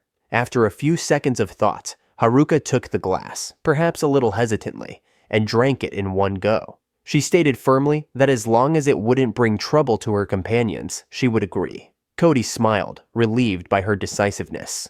The two shook hands, marking the beginning of their alliance. Haruka saw no real reason to refuse the offer. They weren't permanent residents here, so if anything happened, the risk of being dragged into trouble would be minimal, and she couldn't deny that partnering with Cody came with its own benefits. Right after their handshake, the man in front of her made a request, utterly shameless about asking so soon. He explained that during Haruka and her companion's travels, if they encountered any destroyers who seemed capable of communication, he wanted them to report it to him, and if possible, introduce them to him as well. Haruka understood his intentions instantly. Cody only laughed, not even trying to deny it. In the end, the more allies he had, the better. Even more so if there was a chance of forming a future alliance with the destroyers. She sighed, having expected something like this from a man like Cody, and warned him not to expect too much from her. The three of them continued their dinner in peace, and although everything had played out exactly as Cody intended, Haruka found that she didn't feel bad about it at all. Remembering how she once lived lonely and isolated, she felt that now she needed to stay connected with others. She made up her mind to learn how to live like a real human being, earnestly and without regret. The next morning, Albert spread out a map to discuss possible routes for their journey home. There were three options: retrace their previous path, cut through the Descent Kingdom, or pass through the Dorthard Duchy. Albert was practically buzzing with excitement about the third route, having heard rumors of a martial arts festival being held there. He didn't realize that a stranger behind them was listening in. Haruka asked where the festival would be held. Montana immediately answered that it took place in the capital city of Schubert, and added that if they left now, they could probably still make it in time to see it. Even though he seemed to support Albert's enthusiasm, something about his expression felt off, like he was holding back a discomfort he didn't want to mention. Haruka noticed instantly and watched him for a long moment. If she remembered correctly, Montana originally came from the Dorthard Duchy. Was there something unpleasant waiting for him there? Meanwhile, the Beastman kept his eyes on the map Albert had spread out, wearing an expression Haruka couldn't decipher. Montana drifted into a quiet daydream, his thoughts slipping back to the past, back to the years he spent growing up in that city. When he was younger, a boy once asked him why he was a beastman when his parents were dwarves. Before Montana could answer, an adult scolded the boy, explaining that Montana was adopted. His dwarf friend tried to comfort him, asking if he was okay, but that was the moment Montana first learned the truth. His father was a reserved man, while his mother was bright and cheerful, and although the revelation shocked him, he never questioned his love for them.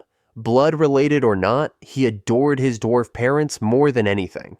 Montana spent most of his days at the blacksmith workshop, watching his father hammer glowing blades and armor into shape.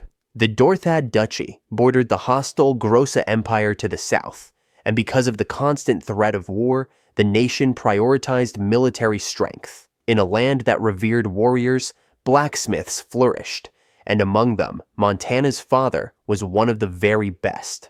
Montana took immense pride in him, absorbing the rhythmic clash of steel echoing through the workshop. Customers frequently visited, often adventurers with dented armor, damage from battles with dragons or other ferocious monsters.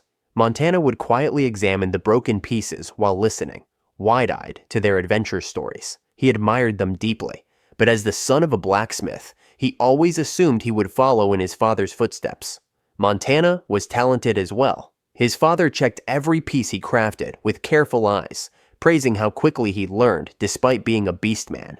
Sometimes the dwarf even admitted that he struggled to keep up with Montana's energy before patting his head with genuine affection. Yet no one else knew about Montana's skill. The other dwarves believed the master favored his adopted son too much, neglecting his longtime students.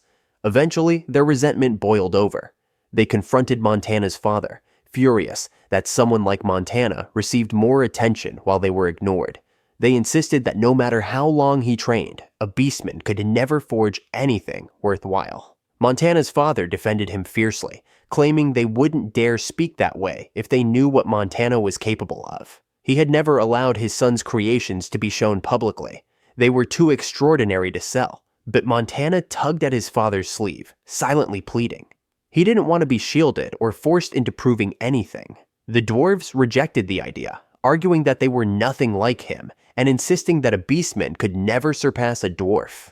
Then, one of Montana's closest friends stepped forward, unexpectedly proposing a contest. If they lost, they would never complain again. Fire burned in his eyes, ready to fight for Montana. But the beastman fell silent, looking at his friend, then the others. His chest ached. They had always treated him like family, day after day, and now they stood divided.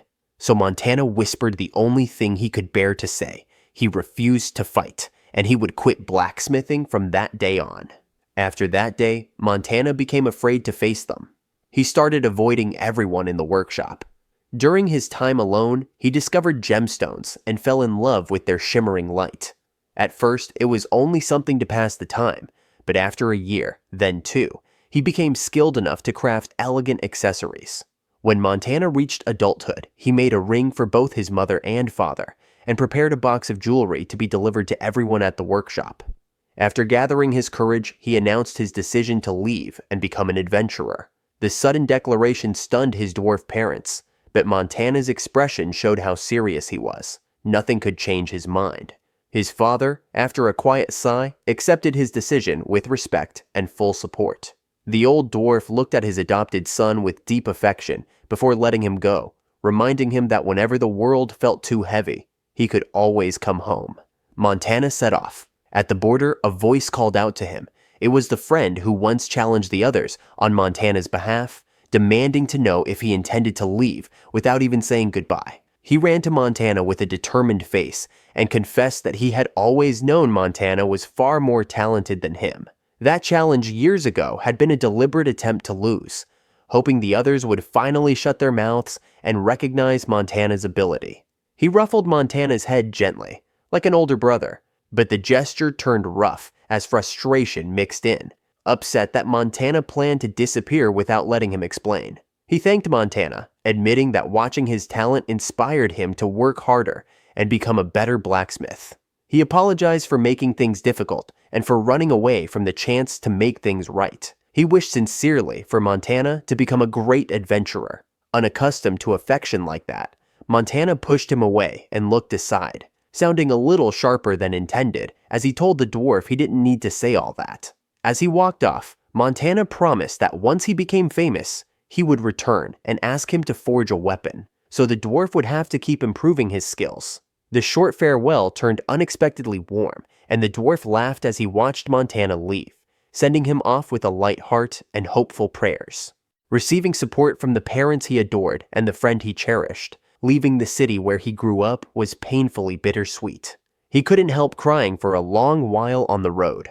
Stepping out of his comfort zone to chase a dream was far from easy. Montana snapped out of his memory when Haruka called his name repeatedly. Turning around, the dark elf's face looked genuinely worried. She said that if he didn't want to go to Dorthad, he could just say so. Albert and Corin grew curious, wondering what was going on. Montana simply shook his head, saying he was fine. He had only been thinking about someone he might meet there. At that moment, a stranger who had been listening in on their travel plans spoke up. He was a flamboyant-looking man with long silky blonde hair, dressed like a noble, radiating elegance and perhaps a bit too much confidence. He stepped forward to make a request of the rookie adventurers.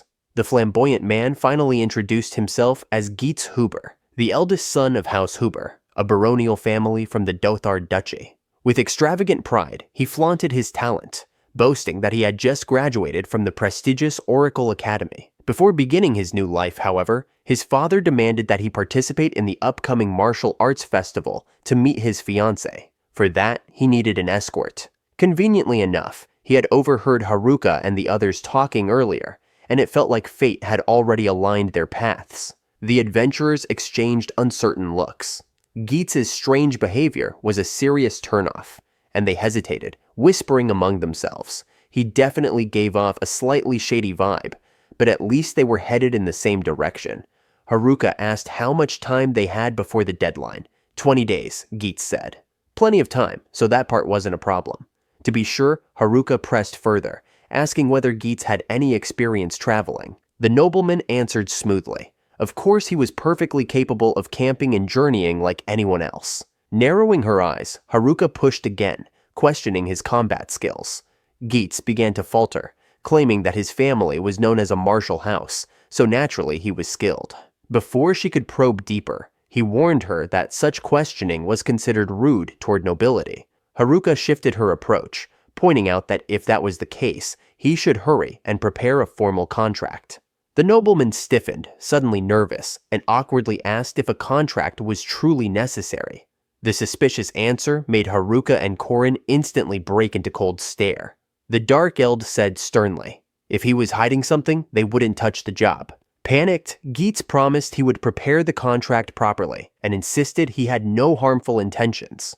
Flustered, he rushed away to draft the documents and asked them to wait. Haruka's friends praised her composure. Strict, impressive, and fearless in negotiation. She felt embarrassed by the attention.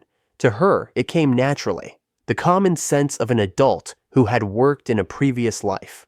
To divert the conversation, she pointed out how suspicious Geats seemed, especially since a noble traveling alone without any attendants was unheard of. Montana added that House Huber really did exist in Dothard and was quite well known. Instead of speculating, Albert suggested they simply ask Geats directly once he returned, watching him struggle in the distance with his writing. He soon came back, holding the freshly written contract with trembling hands, and offered it to Haruka. She examined it closely. One clause immediately stood out. They must not speak a word to anyone about escorting Geats. If questioned, they were to say they just happened to travel together. It was bizarre. Geats swore the contract would never bring harm to them, but Haruka cut him off. He must have known who they were from the start. Just admit it. He had suddenly offered them a job without ever seeing them fight. The pay aligned suspiciously perfectly with their rank. No matter how they looked at it, nothing about this situation felt natural at all. Geats wiped the cold sweat from his forehead, admitting that Haruka's suspicion was reasonable. They were strangers meeting for the first time after all. He explained that he had taken the request based on a referral, though the person who gave it asked to remain anonymous. The answer irritated Haruka. She stared him down, expression sharp and unreadable, studying him with intense scrutiny. The nobleman visibly shrank beneath her gaze, tension tightening in his shoulders. But he held firm to his promise. He would not reveal the source of the referral. Haruka exhaled, already guessing it must have been Cody. Who else could it be? Eventually, she stated that they would accept the escort job. Geats' face burst into relief, releasing a long breath as the weight lifted from him. He thanked Haruka repeatedly, telling them they would plan the route tomorrow and meet again in the same place at the same time. Then, with the same dramatic energy he had when they first met, he bid them farewell and hurried off. Even though he was suspicious, Haruka and the others could tell he truly wasn't a bad person. The next day, they gathered again, finalized the travel route, and restocked their supplies. Before leaving Vista, they decided to hold a farewell party. Many adventurers from the guild joined. The room filled with laughter, lively chatter, and food. Korin had to keep reminding Montana not to drink too much, or he'd pass out completely. Cody was also there, sitting beside Haruka. Without hesitation, the Dark Elf confronted him. Geats' request must have been Cody's referral. Cody only laughed, already knowing Geats would spill, or, at the very least, make it obvious. From behind, Leo appeared and greeted Haruka, wanting to talk. He scowled at Cody, who understood perfectly. This was payback for shooing Leo away last time. Leo took Cody's seat, grabbed a drink, clearly wanting to discuss something important. But the adventurers behind them suddenly burst into loud singing, drowning everything out. Haruka suggested they move outside, and they stepped onto the balcony. Leo spoke first. He had been thinking about the future, about who he would become and what goals he should pursue. He had vaguely imagined becoming a teacher someday, since his magic would naturally improve as he grew. Haruka supported the idea. His explanations of magic were always incredibly clear. Encouraged, the boy flushed slightly, both embarrassed and pleased. But then he sighed, lifted his eyes to the brilliant sky, and said his thoughts had changed. Haruka followed his gaze. Above them stretched a breathtaking sky, filled with thousands of gleaming stars. Leo continued, saying he wanted to study more at the academy, and then venture out into the world. He realized that if he stayed in his comfort zone, he would never wield magic as terrifying as Haruka's. He smiled at the Dark Elf. Haruka understood the word terrifying was meant as praise, and knowing the twins' awkward tsundere nature, she simply smiled back. Leo added that once he grew stronger, he might become an adventurer, or, if necessary, join Cody's division first. After all, judging from Theo's determination, his twin also seemed set on becoming an adventurer. But Haruka could sense the uncertainty beneath Leo's words. Even close twins might walk separate paths someday. That wasn't something to fear. Haruka promised she would keep polishing her skills, strengthening her magical structure. To lift his spirits, she extended her hand, offering a pact. Someday, they would talk about magic like this again, a promise between friends. Leo's heart lightened, and he returned the handshake with a small smile. They vowed to grow stronger and meet again somewhere in the future, hopefully under good circumstances. Hours later, the farewell party came to an end. Many adventurers passed out from exhaustion or too much alcohol. Haruka lifted Albert and Corin effortlessly, both fast asleep. Cody offered help, but she didn't need it. Then, Montana leaped onto her back as well, demanding to be carried. Meanwhile, Cody carried Theo and wished Haruka well, looking forward to meeting again. Haruka walked calmly toward the inn, carrying 3 children without breaking a sweat, shocking everyone who passed. Their first expedition had been unexpectedly smooth and fruitful, and now another journey was about to begin. Smiling up at the night sky, Haruka felt the excitement rising. A new adventure waited ahead. The next morning, Geets arrived at the meeting spot bursting with energy, greeting Haruka and the others with barely contained excitement. He looked more than ready to depart, until Haruka noticed the mountain of luggage he was hauling behind him. She could only shake her head in disbelief. It was absurdly excessive. Geets immediately defended himself, insisting everything was essential since they would be walking the entire day. He reminded them he came from a martial noble family, and according to him, Haruka's concern bordered on insulting. Corin had already warned him about overpacking, but clearly it had done nothing. Left speechless, Haruka gave up and simply suggested he change into more suitable shoes, preferably not ones designed for ballroom dancing. Geets resisted, but Haruka pointed out he would regret it the moment they started moving. Just as he stepped forward to change them, Geets suddenly pitched forward and crashed to the ground. Albert calmly informed him the luggage was too heavy, which caused the fall. The nobleman stubbornly denied it, claiming he had only tripped, then quickly switched to more practical boots. At that moment, Sarah arrived, her arms overflowing with bags, shouting good morning as she approached. Haruka stared in shock, demanding to know what she wanted and why she was carrying so much.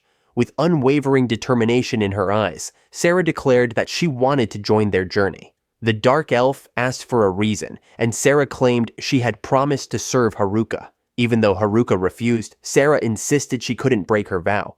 Haruka didn't buy it. She crouched to meet Sarah's eyes, serious and unyielding, and demanded the real reason, something stronger than a promise. Finally, Sarah confessed, clutching the strap of her bag with trembling hands. She said she had dreamed of Haruka, living in a mansion deep in the forest. In the dream, an older version of Sarah was there with her. Then, a black-haired child burst into the room in a panic, and outside, a colossal dragon was descending from the sky. It lunged directly toward them, and in the terror of the moment, Sarah cast a massive barrier spell. But the dream ended there, and she woke up shaking. Fear and worry lingered in her expression. Haruka recognized the dream as prophetic. Sarah didn't know whether it would truly come to pass, but she believed that if she continued living a normal life in Vista, she would never be able to cast that spell in time. She needed to act now, to prepare. Haruka studied her in silence for a long moment. She understood Sarah's intentions were genuine, but in the end, Haruka told her she couldn't take her along. Sarah's face fell instantly. She assumed she would only become a burden, but Haruka quickly cut that thought short. She admitted she was still insecure as an adventurer and wasn't confident she could keep Sarah safe. Before ending the conversation, Haruka asked one last question. How old was Sarah in the dream? Sarah estimated 17 or 18, about Haruka's current age. Hearing Sarah's answer, relief washed through Haruka.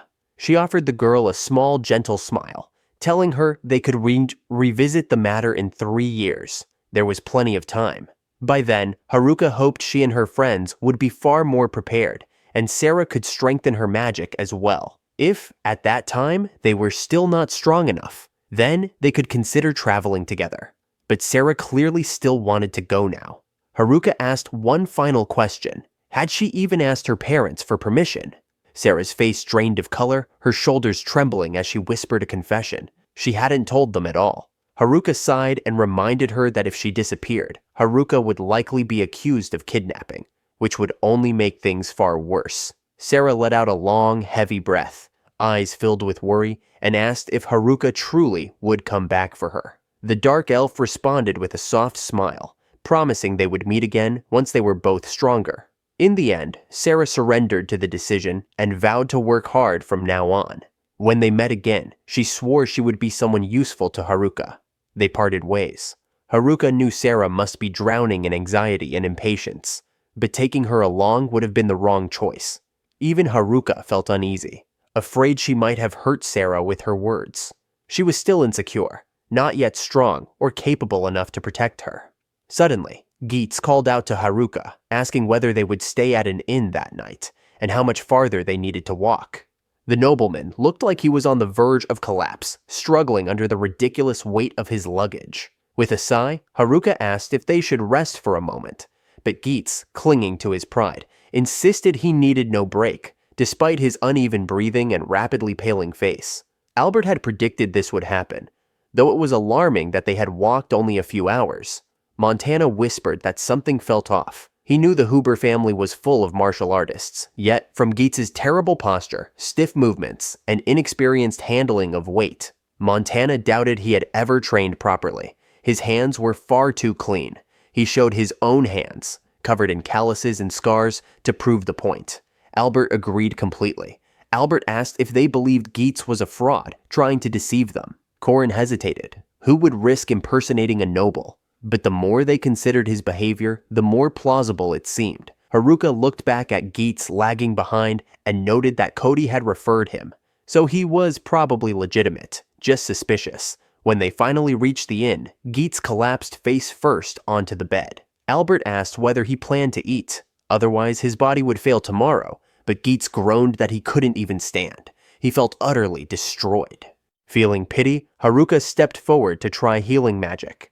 She had learned the basics from Leo, but had never used it before. Approaching the bed, she positioned her palm over Geets's legs, which were clearly throbbing, and began chanting. Light bloomed around his injuries, and the wounds vanished instantly. Shocked, Geets shot upright in a burst of excitement. He shouted and clenched his fists, stunned not only by the disappearance of pain, but also that every trace of exhaustion had vanished completely, as if he had never been tired at all. He declared it was large-scale magic and demanded to know how Haruka could cast something so powerful without collapsing. Energized beyond belief, he immediately called for Albert to hurry downstairs with him to find food.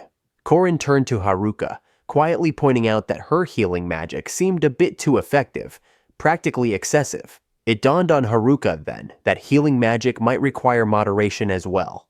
The next morning, Geets bounced back to his usual cheerful self, suddenly full of energy to continue their journey. Haruka and the others quickly noticed that his luggage looked much lighter than before. He must have realized his mistake from the first day, but when Albert tried asking about it, he dodged the topic completely. Their path carried them through sweeping grasslands and golden wheat fields, past quiet houses on the edge of town. They walked while admiring the scenery with bright, eager eyes. Soon enough, they reached the forest. Haruka naturally took the lead, being the most reliable with directions, while Montana shifted into hunting mode, tracking small animals for their dinner. As the sun dipped low, Corin asked Haruka to dig a pit. She was eager to try what she had learned from Leo. With a focused gesture, she cast a spell over the ground, and the earth quickly gave way, forming a neat, shallow hole. Nearby, Albert and Geets worked on lighting the fire. The noble attempted a basic fire spell, but the flame flickered out again and again. Albert asked if he truly couldn't make something stronger. A little embarrassed, Geets claimed it was only a warm-up, and told him to watch carefully. Yet his second attempt was no better. The weak spark couldn't catch on the pile of wood at all. Haruka felt a little sorry for him and stepped closer. The real issue, she explained gently, was that he was trying to burn green wood, infamously difficult to ignite. She lifted a few dry twigs, suggesting they start with small kindling. Once the flame took hold, they slowly added logs, and in moments, a strong campfire blazed. Geets listened intently, as though the knowledge was entirely new to him. Realizing how obvious that looked, he hastily brushed it off, insisting he already knew, and was merely testing the adventurers. Dinner followed soon after. rabbit soup from Montana's hunt, cooked carefully by Korin. Geets commented carelessly that as long as food was edible, that was what mattered. The half-hearted praise stung like an insult, and Korin bristled, reminding him that the meal was for the group. He didn't have to eat it. The noble was stunned, asking if it wasn't natural for them to prepare his meals. Korin laughed sharply. Their contract was escort work only. Everything else was his own responsibility. Shock washed over Geets's face. He took the words fully to heart. Haruka added that if he wanted them to handle extra duties, he would need to increase their payment. Maybe he hadn't heard that properly when they explained it before departure. His expression dimmed. He grew quiet, apologizing softly before excusing himself to sleep early. Korin watched him go, confused by his sudden silence. Haruka didn't think much of it. Maybe he just needed time to reflect. Days passed as they continued through dense forests and climbing hills. One night, Geets watched Albert train with his sword beneath the moonlight. Fascinated, he wondered how Albert managed to practice every single day. Without stopping his swings, Albert pushed himself to keep improving, explaining that effort was the only path to strength. He wanted to grow stronger to become a true adventurer. Yet that simple answer failed to satisfy Geets, who stared at him with a lingering, restless curiosity. Albert lowered his sword and looked directly at Geets. There was nothing wrong with having a simple reason, as long as it was enough to push him to grow stronger each day. The word struck Geets harder than expected.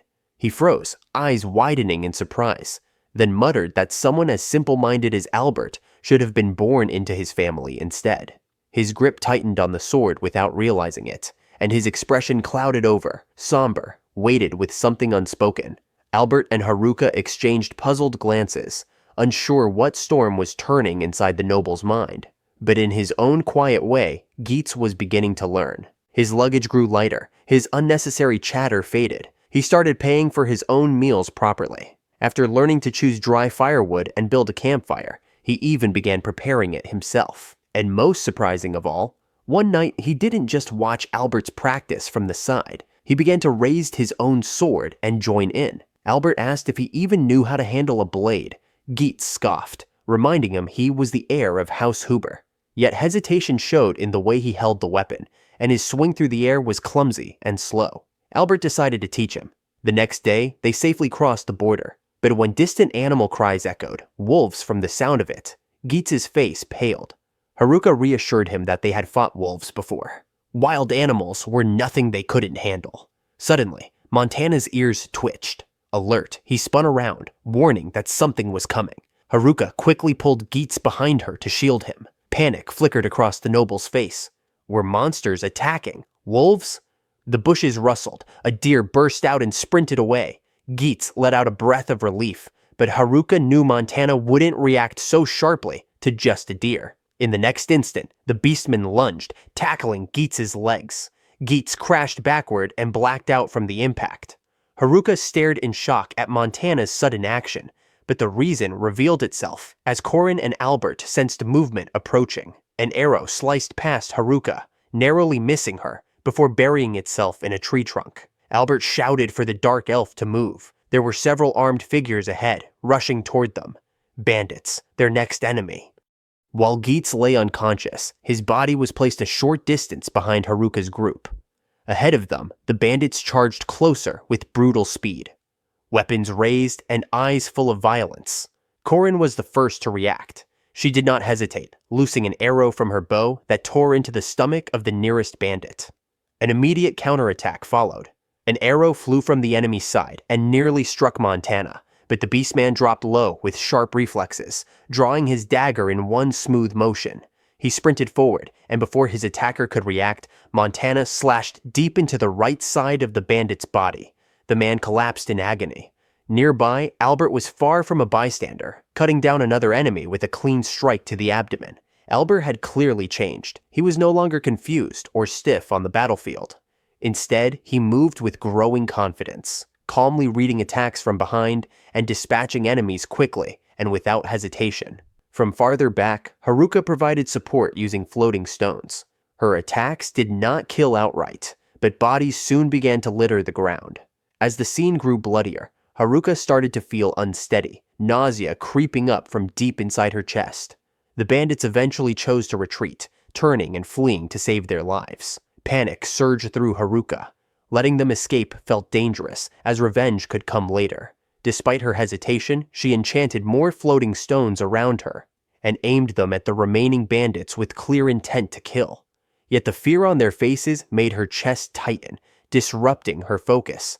The stone, meant to crush a skull, seemed to follow her wavering emotions and flew far past its target instead. Driven by her magic, the stone smashed into a massive tree, standing ahead of the fleeing bandits. Haruka realized what had happened only after hearing their panicked screams. Some managed to escape, but others were not fast enough. One unfortunate man fell, unable to dodge, his face frozen in horror and despair as he reached out helplessly in his final moment.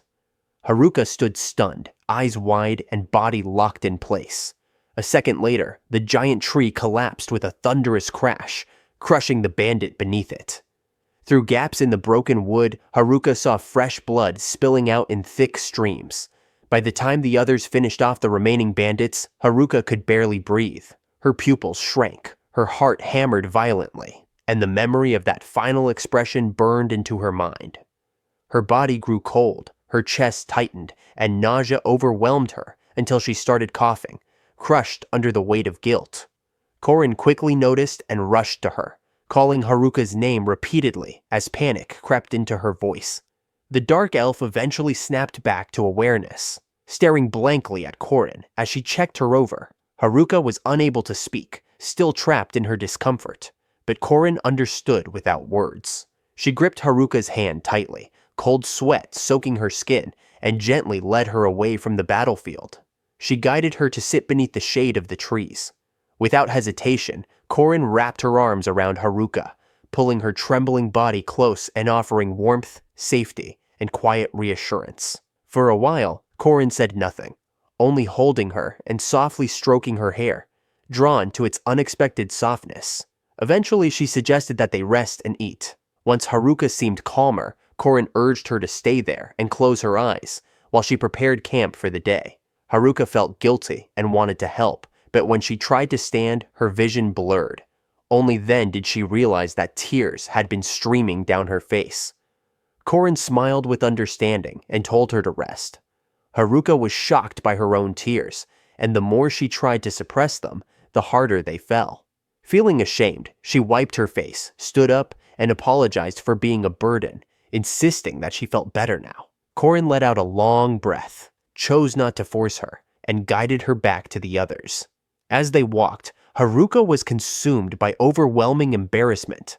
The image of a grown man breaking down in tears while being held by a much younger girl filled her with deep shame. When they returned, Haruka saw Albert and Montana discussing whether to burn the fallen tree, along with the human remains still sticking out of it, fearing the corpse might turn undead if left alone. Haruka offered to move the tree herself, steadying her resolve. By sunset, they had burned the wood and all the bodies together. Haruka watched the flames and let out a heavy breath. She realized she had never prepared herself to kill anyone, and the weight of it felt unbearable. Still, she was grateful that all her companions were safe and seemingly unharmed, both physically and mentally. She felt naive for her thoughts. Even without wanting to justify killing, this world demanded an understanding that sometimes it could not be avoided to protect what mattered. She understood that this reality had to be faced with courage, because every choice carried risk. Her reflection was interrupted when Korin suddenly suggested using the fire to cook. Haruka immediately created a new flame instead, silently wishing that one day she could become as strong as Korin and the others. That night, after Geets finally regained consciousness, the group explained why they had been forced to knock him out earlier. When he asked where the bandits had gone, Albert answered casually while eating, stating that they were kill them. Geets clearly was not accustomed to the idea of killing. He fell silent for a long moment, his face pale. Albert added calmly that it was simply how things worked. If the bandits had not died, then it might have been them instead. Geets let out a quiet sigh and acknowledged Albert's words, and after that, everyone settled down to rest. Near midnight, while sleeping peacefully, Haruka woke up feeling slightly cramped. she soon realized that Albert and Montana had ended up sleeping very close beside her. The dark elf slowly sat up and smiled at the sight of the two boys sleeping soundly. When she looked toward the campfire, she noticed that Korin and Geets were still awake. Haruka approached them, startling Korin slightly, who told her to go back to sleep. Haruka refused. What surprised her more was that Geets, their client, was also still awake. Geets admitted that he could not sleep and confessed that he was not used to conflict. After drifting into thought for a moment, he explained that he had always preferred academic pursuits and dreamed of becoming a researcher or teacher. However, as the eldest son of a noble family, he had never been allowed to choose his own path. Hearing this, Korin and Haruka felt that his behavior finally made sense. Geets then explained the reason behind the strange conditions he had set when hiring them, beginning with a story from his childhood. The Hubner family was known as a martial household. From a young age, Geets had been subjected to daily combat training, barely enduring it under the strict discipline of his father. Though he disliked it, his nursemaid and tutors treated him kindly, as they had all been close to his late mother. There was a period when his father was summoned to the front lines and stayed away from home for some time.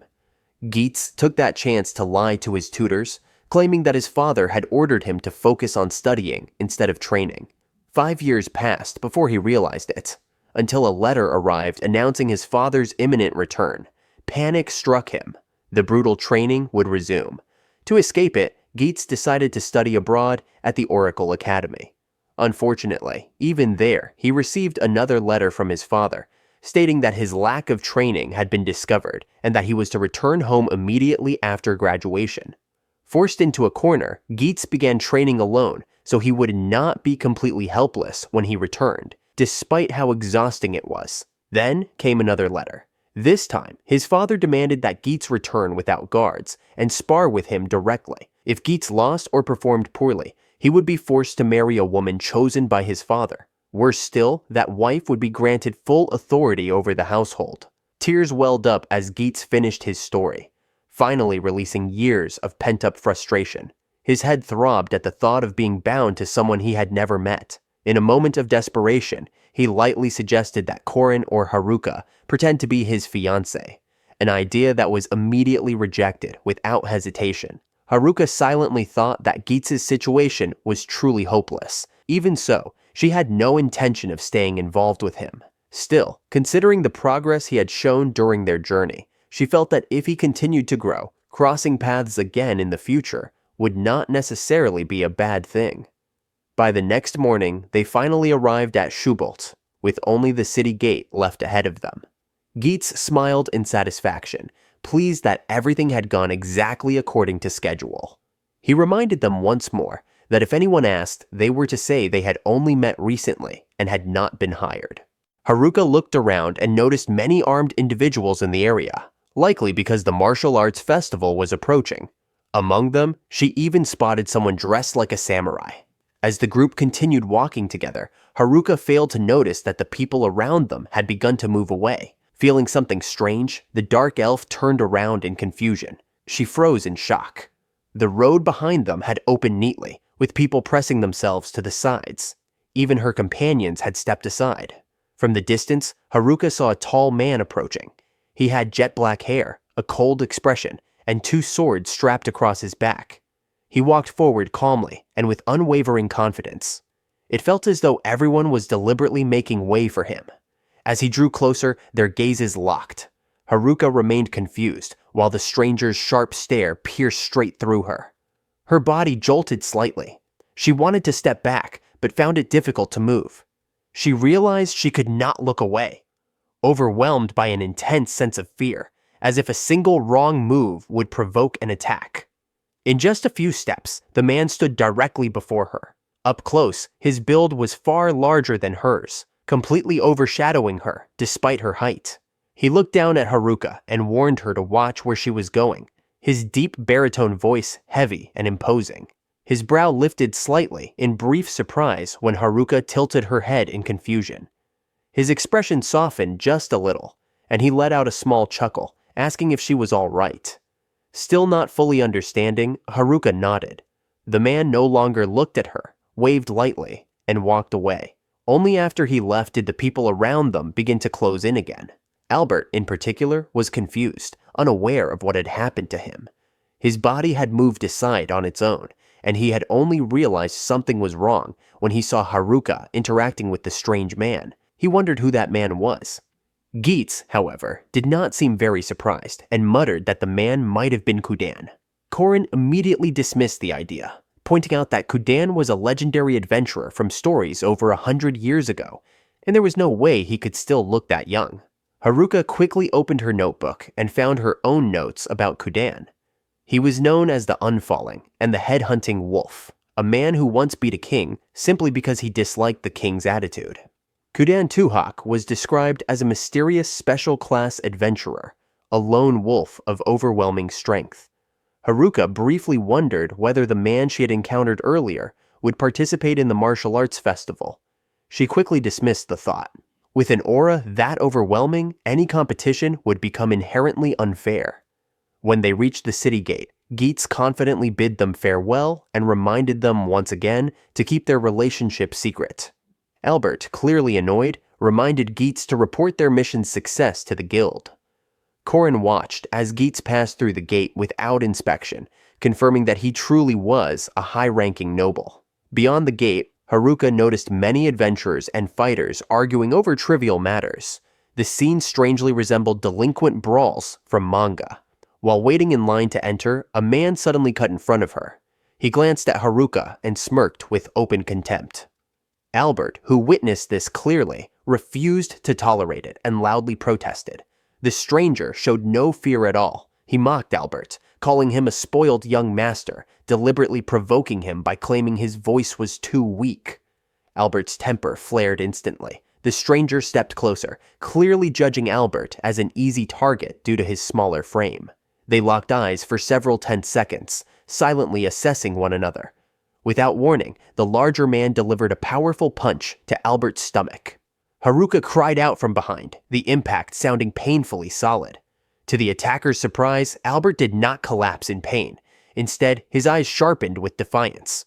A moment later, Albert threw an uppercut aimed at the man's face. It narrowly missed, avoided at the last second. Albert clicked his tongue in frustration, while the larger man laughed in clear enjoyment. It seemed that the stranger genuinely liked Albert's courage and toughness. Before long, the two were exchanging blows freely. Haruka quietly asked Korin whether it was really acceptable to let such a disturbance continue. Korin merely shrugged, believing the man was venting his impatience for the upcoming festival through a fight. Judging by the surroundings, many people were doing the same. Haruka observed more closely and realized that neither of them had drawn a weapon. This was not a serious battle. Reassured, she decided to enter the gate first, leaving Albert behind. Haruka and the others waited at a nearby cafe. Not long after, Albert arrived with his former opponent.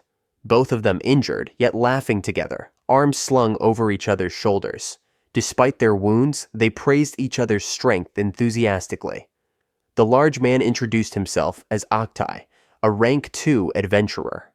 Oktai explained that he had been surprised to see a dark elf in the area and wanted to put on a good fighting display. However, Albert had proven strong enough to satisfy him, even though Haruka had walked away mid-fight. Oktai bowed respectfully toward Haruka, stating that where he came from, dark elves were seen as bringers of good fortune. Korin questioned whether that belief stemmed from Haruka's racial rarity. Oktai laughed and denied it. Dark elves symbolized battle itself, a race that had held back destructive invasions in the southern forests for generations. In his hometown, they were revered almost like guardian deities. Haruka let out a quiet sigh. She knew she could never live up to such an image, not as she was now, merely an ordinary aging man, reborn into a strange world. Oktai then asked out of pure curiosity why a dark elf who rarely left the forest had traveled so far north. Before Haruka could respond, her attention shifted to Albert, who was wincing in pain. She immediately healed him, discovering that one of his ribs had been broken during the fight. Seeing this, Oktai asked whether his own injuries could be healed as well, showing 2 broken fingers. Haruka stared at Albert in disbelief, while Albert simply smiled with pride.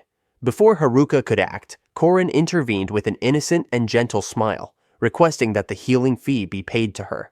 Haruka whispered that it should be free since Albert had caused the injury, but Korin subtly signaled that this was a perfect opportunity to earn extra money. Octai apologized, explaining that he did not have much cash on hand and offered something else instead. From beneath his cloak, he produced a wide, shovel-shaped scale. Korin immediately recognized it as a dragon scale. If genuine, it would be worth no less than 10 gold coins.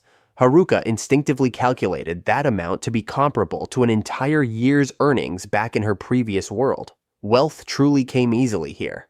Korin accepted the payment happily, and Octai extended his broken fingers to be healed. The adventurer was delighted, remarking that he had recovered instantly for such a cheap price. Korin narrowed her eyes in disbelief. Octai laughed, reminding her that as a rank 2 adventurer, he should have paid far more, especially considering the usual recovery time. From his perspective, this deal was incredibly advantageous. Realizing this too late, Korin groaned loudly in frustration at her missed chance to charge more. Before leaving, Octai recommended a skilled blacksmith in the city named Marto, whose expertise was widely recognized across the country. The name sounded familiar to Haruka and the others. They instinctively looked at Montana, who averted his gaze. Octai studied the beastman closely before suddenly recognizing him. He remembered a small boy who once claimed to have a dwarf father. Montana clicked his tongue and turned away in irritation. Octai tried to sling an arm around him in greeting, but Montana dodged sharply, his tail bristling like a hissing cat. He pretended not to know Octai at all. Accepting the rejection, Octai finally bid the group farewell. He bumped fists with Albert, expressing hope that they would meet again in the martial arts festival. After Octai left, Korin cautiously asked whether Montana had a personal issue with him. With an annoyed sigh, Montana explained that when he was young, Octai and his group had once visited their workshop. Octai had been rough and borderline bullying toward him. Being questioned about his race, which differed from his father's, had only made it worse.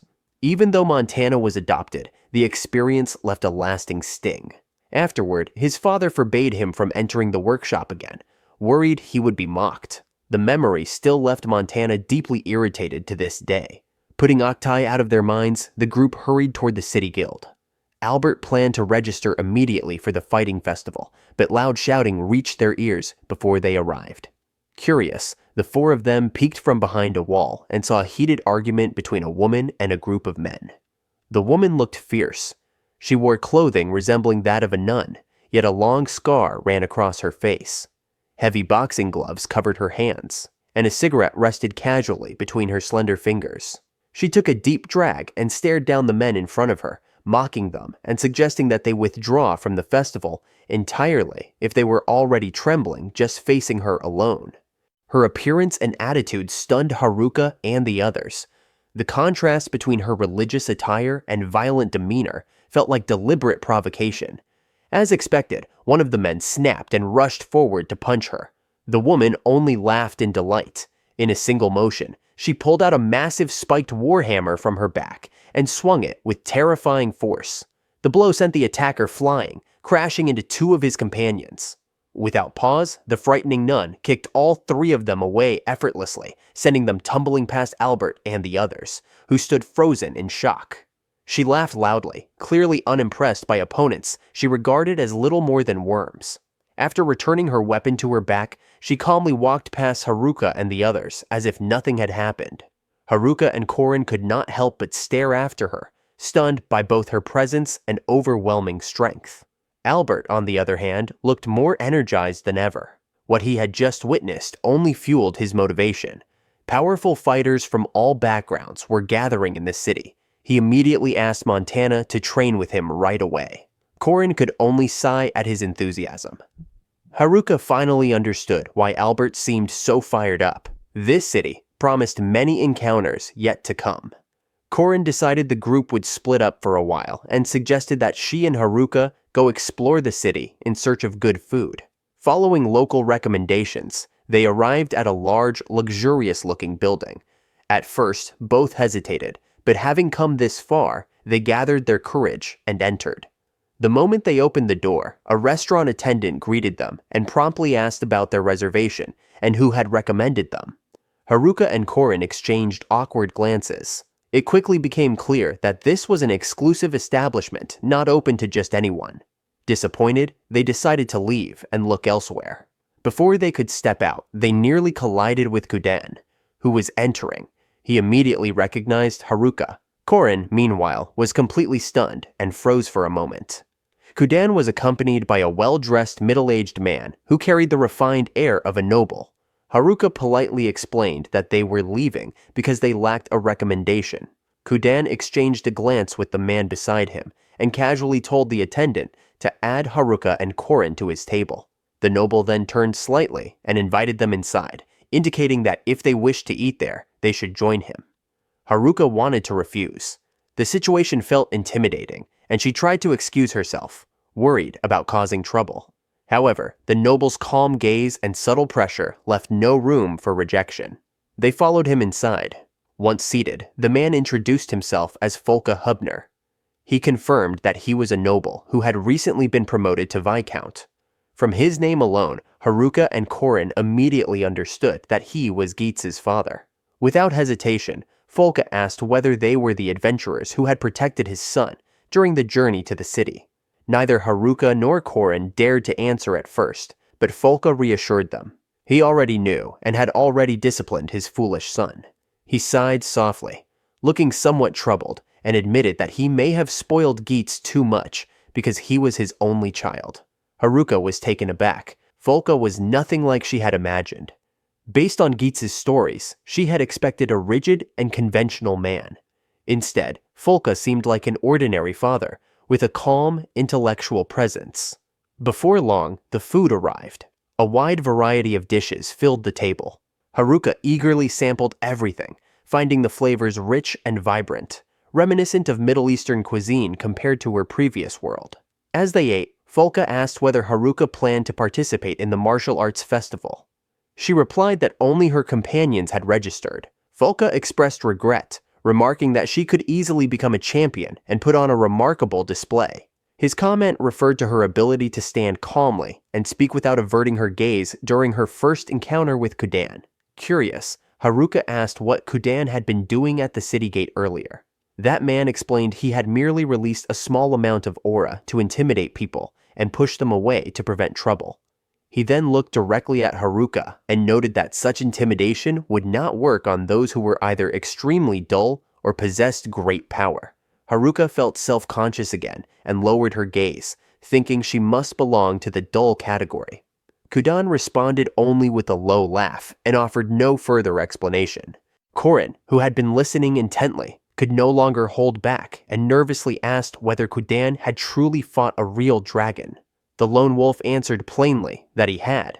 Korin's eyes lit up, and she excitedly asked whether cutting off the dragon's tail had secured his victory. Kudan's expression turned irritated. He explained that he had severed tails, arms, legs, and horns, yet they always grew back. It had been a brutally difficult battle. Hearing this, Haruka recalled Sarah's prophecy about a colossal dragon they might one day face. It was hard to imagine standing against such a terrifying being. Her thoughts shifted when she noticed Korin glowing with excitement as she continued to ask about Kudan's dangerous adventures. Haruka felt quietly happy seeing her friend so animated. After lunch, Haruka thanked them for the meal and spoke honestly. The life of a special class adventurer felt frightening to her. Kudan looked at her for a moment as if considering his words, then let out a short sigh. He said that high-ranking adventurers were no different from ordinary people. He told her not to change her perception of them and to simply think of them as a group of strange individuals. Haruka smiled softly and replied that even so, Kudan seemed like a good person. The comment clearly caught him off guard. He stiffened, unable to respond, then turned away without another word, giving a brief wave in farewell. Folke followed, offering a more polite and composed goodbye. After they left, Korin could not stop talking about how incredible Kudan was. Haruka laughed, noting that her reaction was no different from Albert's. Elsewhere, Folke lightly teased Kudan, knowing that the cold adventurer was secretly pleased that someone had listened to his stories, without judging him by appearances alone. The remark struck true, leaving Kudan both irritated and embarrassed. Later, when Haruka and Korin shared their experience with Albert and Montana, Both of them grew openly annoyed. They had wanted to meet the legendary adventurer themselves. Missing that chance felt like a true shame. At the inn, Corin wondering whether Albert could reach the finals of the martial festival tomorrow. Albert had trained relentlessly, pushing himself every day. Meanwhile, Haruka quietly turned her face away and asked permission to go for a walk since Corin wanted to bathe. It was only an excuse born from shyness. Without waiting long, she slipped out and left Corin behind. As Haruka wandered through the garden, she noticed that the entire place was filled with couples openly dating and clinging to each other. The sight made her uncomfortable, yet she could not return until Corin finished bathing. While walking aimlessly, she noticed someone sitting on a bench, releasing a deep and heavy sigh. From a distance, the figure appeared to be a young man. His posture looked weighed down, his gaze empty and unfocused. When Haruka looked closer, she noticed his striking glowing red eyes and jet black hair. He was undeniably handsome, yet carried an air of exhaustion. The young man soon realized he was being watched and turned his head toward the dark elf. His expression grew serious as he warned that walking alone at night could be dangerous and asked whether Haruka had business with him. Haruka explained that she was simply taking a walk and politely asked if she could sit beside him. The young man hesitated, suspecting she might have ulterior motives, but Haruka calmly reassured him that she had no interest in such things. In the end, they sat on the same bench, though an awkward silence settled between them. Haruka found herself unable to start a conversation. She stole brief glances at him and sensed that he was deeply lost in thought. The sight stirred memories from her past, reminding her of a subordinate who had once acted the same way before suddenly quitting. Haruka had been too afraid to speak up back then. Not long after, that subordinate took his own life. The memory left her with lingering regret, and she feared the same tragedy might repeat itself. Yet she had no idea how to begin. Just as those thoughts overwhelmed her, the young man stood up and excused himself, saying he would head back. Haruka decided to return as well, but a strange unease tightened in her chest. Gathering her courage, she finally spoke, offering to listen if he ever felt troubled or burdened by something. The black-haired youth froze, then turned back in surprise. He let out a small laugh, clearly not expecting that she had been thinking so hard about what to say. Relief washed over Haruka when she saw his reaction. She apologized, worried that her words might have sounded too forward. In the end, they introduced themselves properly. Haruka shared her name first. The young man then introduced himself as Easton Houtman, a traveling wanderer. A quiet yet sincere friendship began to form between them.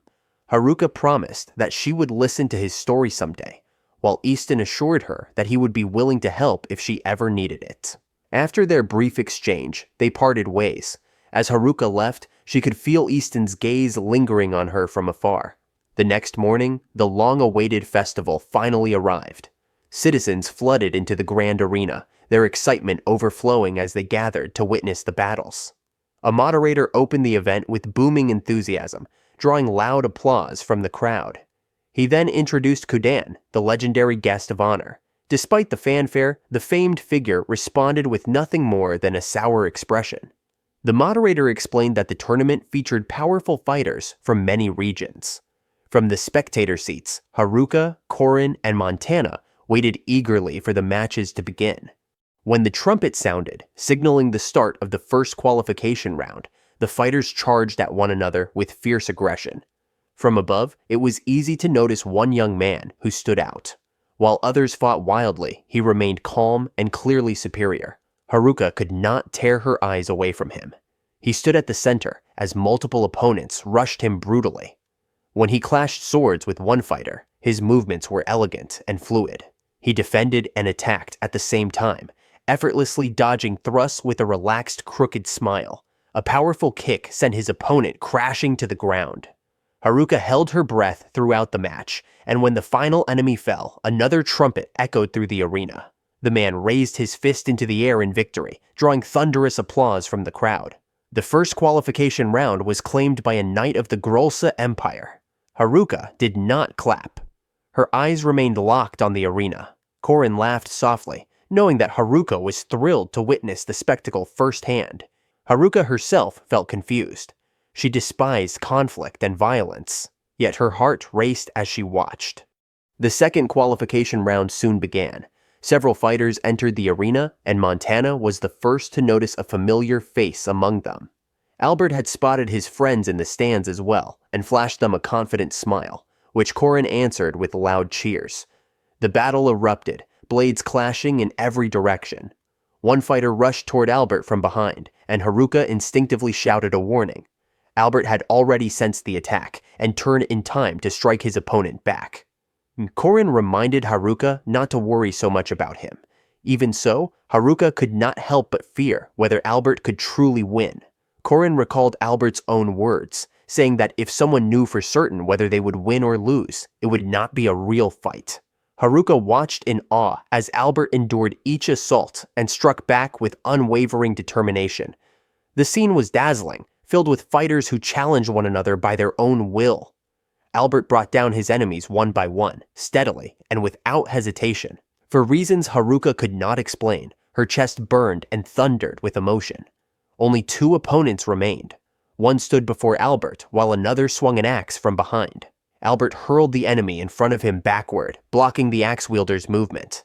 The maneuver worked perfectly, forcing the attacker to focus on keeping his balance. In that exact moment, Albert delivered his strongest punch straight to the man's head. The sheer force of the blow and Albert's sharp strategy left the audience stunned. His opponent collapsed, and even Kudan appeared satisfied as he observed Albert's technique.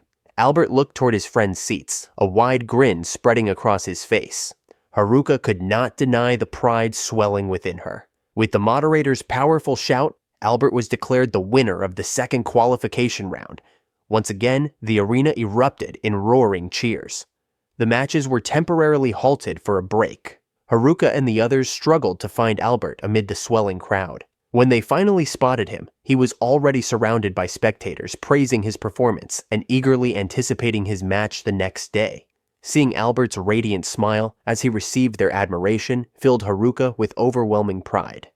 Being recognized by so many people made his victory feel even more real to her.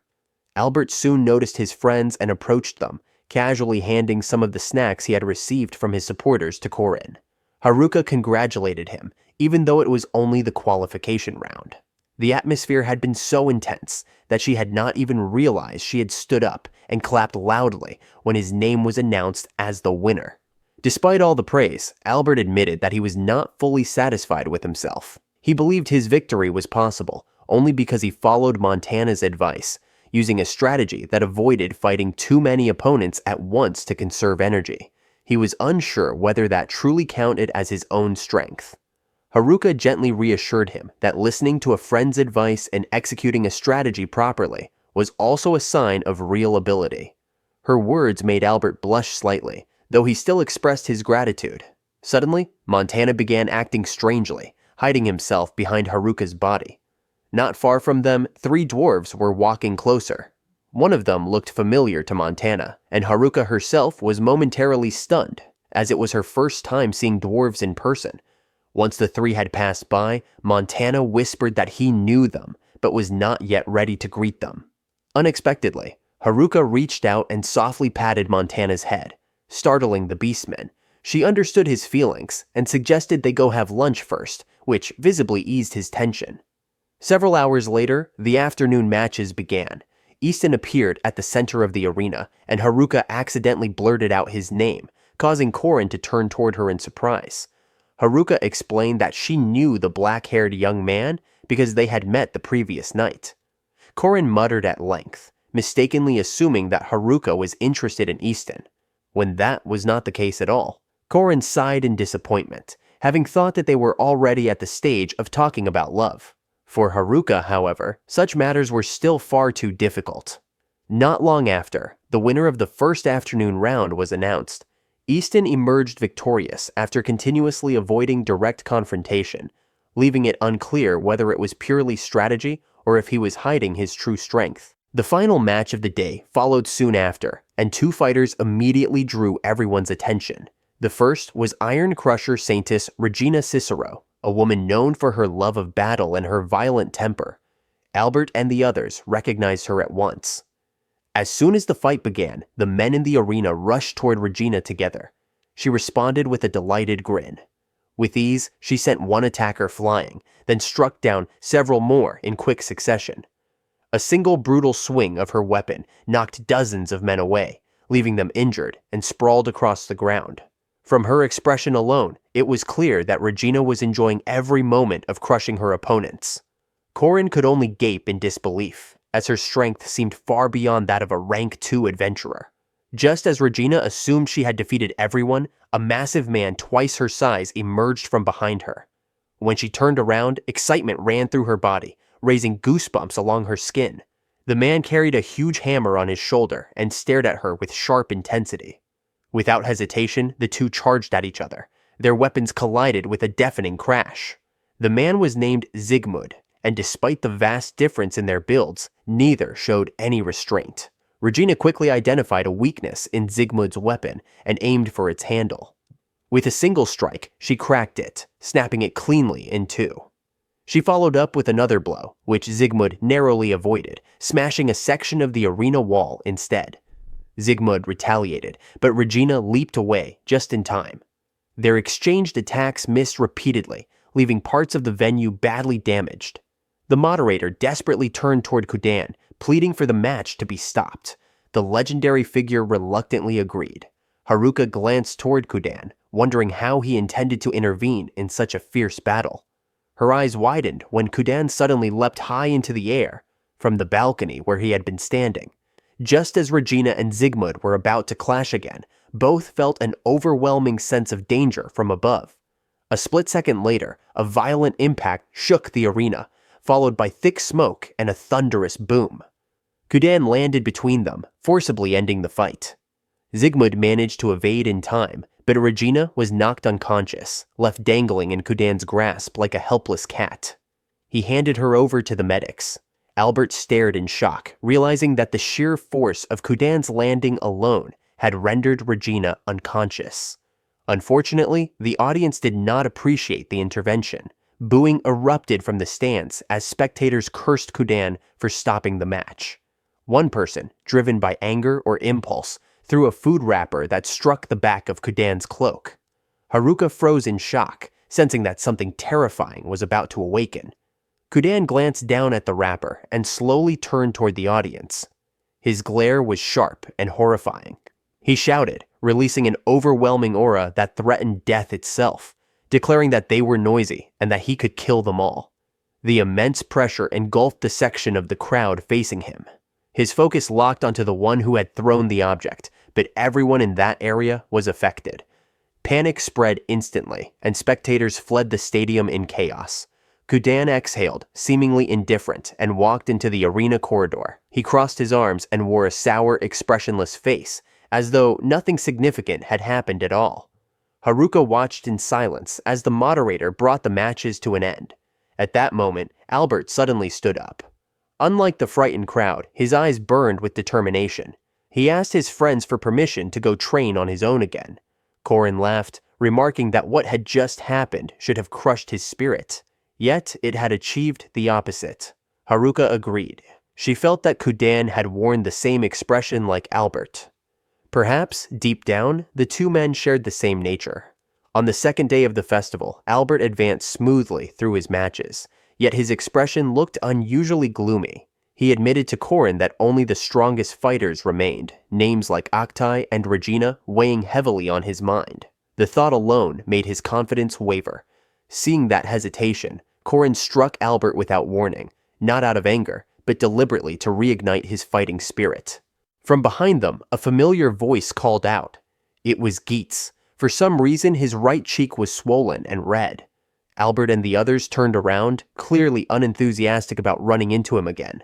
They tried to brush past him, intending to go eat without acknowledging his presence, but Geats stubbornly insisted on talking. In the end, only Korin and Haruka stopped to listen. Geats first revealed that his father had hit him.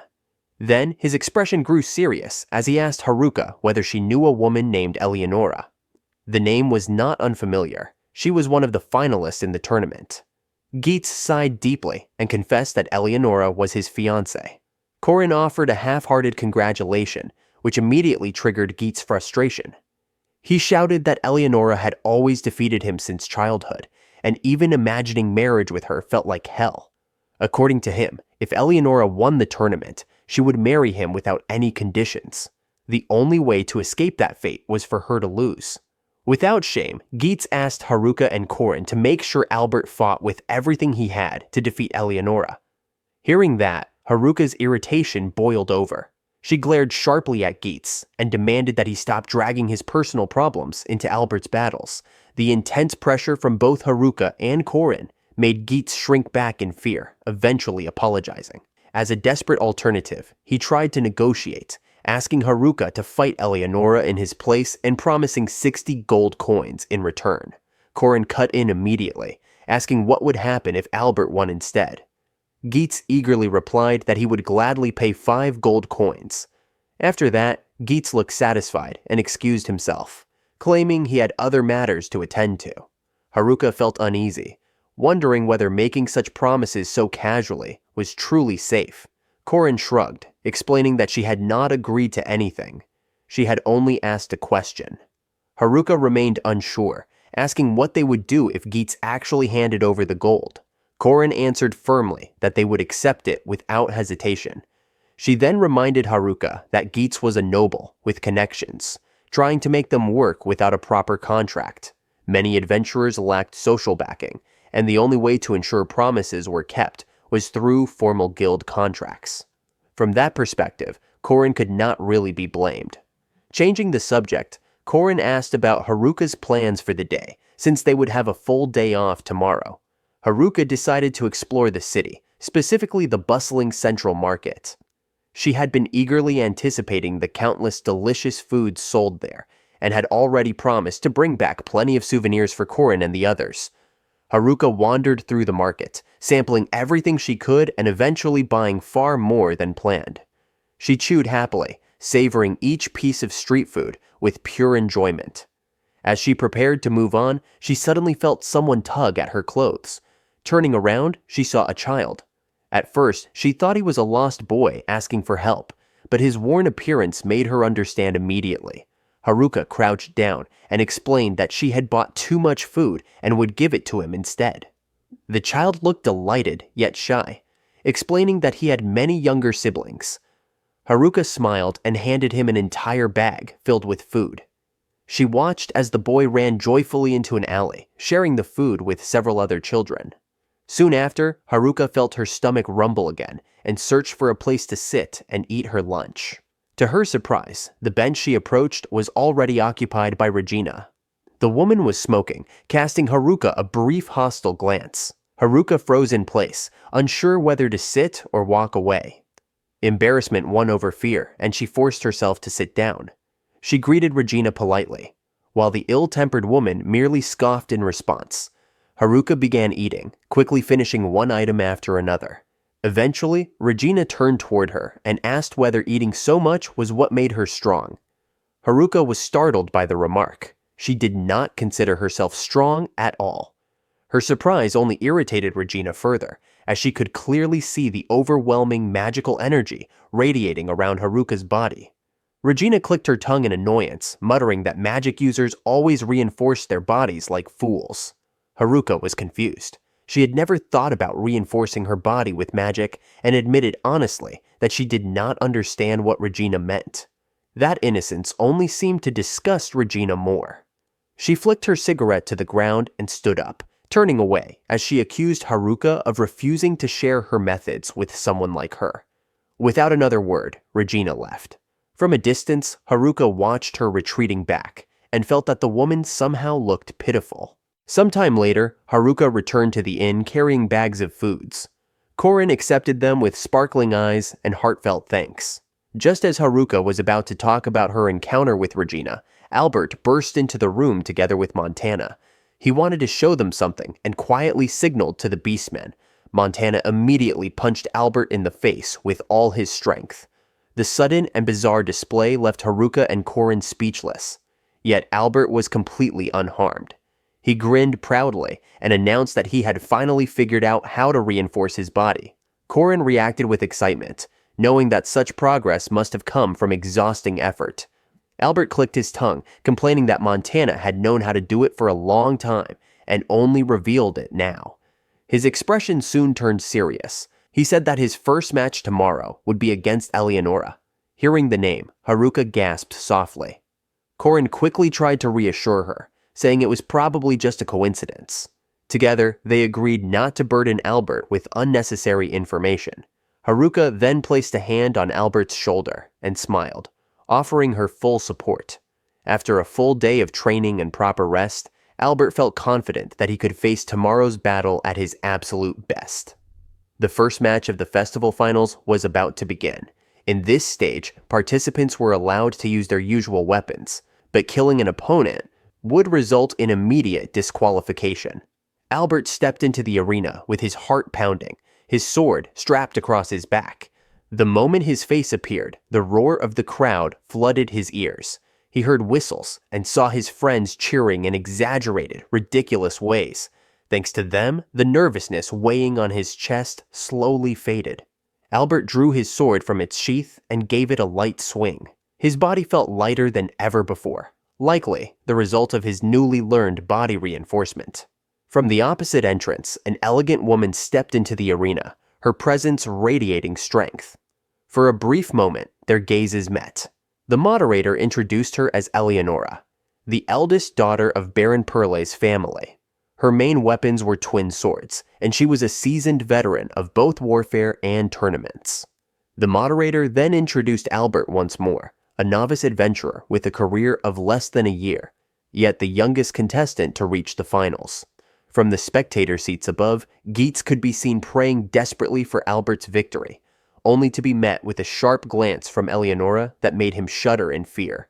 Haruka could not hide her anxiety. No matter how she looked at it, Eleonora's combat skill and battlefield experience far surpassed Albert's. Korin smiled faintly. He understood that truth as well, but he also knew that Albert was not someone who would back down simply because of it.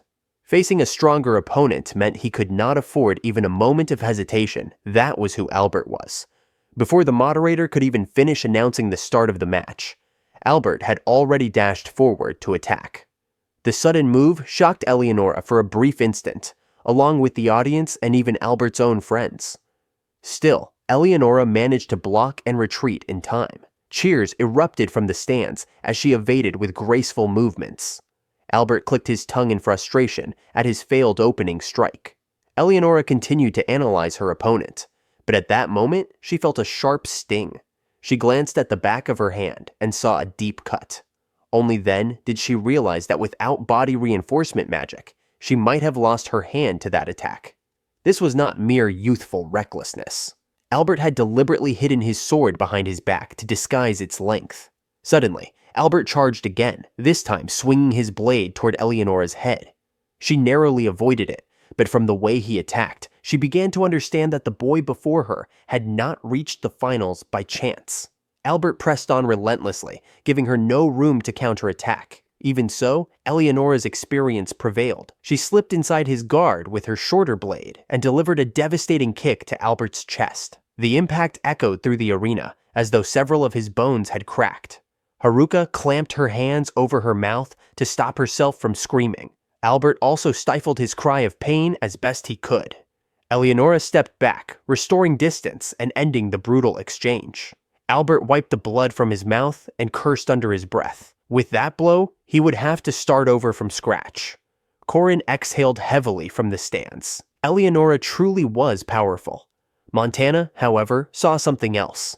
From his perspective, Eleonora did not have much freedom of movement.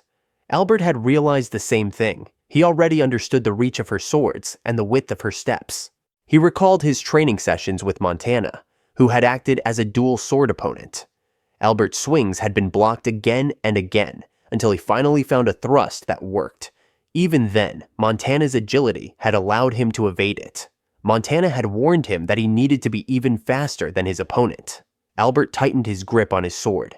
He had learned body reinforcement. He believed he could move faster still. This time, he focused that reinforcement entirely into his legs. He shot forward like a rocket, blade drawn, eyes blazing as he locked onto his opponent alone. He would deliver the fastest thrust and end the match. Eleonora was caught off guard by the sudden burst of speed. Albert was faster than her guard by a fraction of a second, just barely. His thrust grazed the side of her face, slicing her skin. Albert had no time to retreat as Eleonora prepared her second sword. He cursed, seeing the attack coming, but finding his body too slow to evade. Eleonora struck his chin with the pommel of her sword. The blow was brutally heavy. Albert was sent flying, drawing gasps and screams from his friends. Geats watched in despair as Albert crashed to the ground. From a distance, Kudan observed the fight. Eleonora did not follow up with another attack. Albert lay on the arena floor, dizzy and disoriented, his vision spinning. He forced himself to stay conscious with everything he had, but in the end, his strength failed him. He lost consciousness where he lay. The trumpet sounded, and the moderator shouted Eleonora's victory. Yet, Eleonora herself stared at the wound Albert had inflicted. The cut along her face was deep. Blood continued to flow, and her ear had nearly been severed, even with body reinforcement active.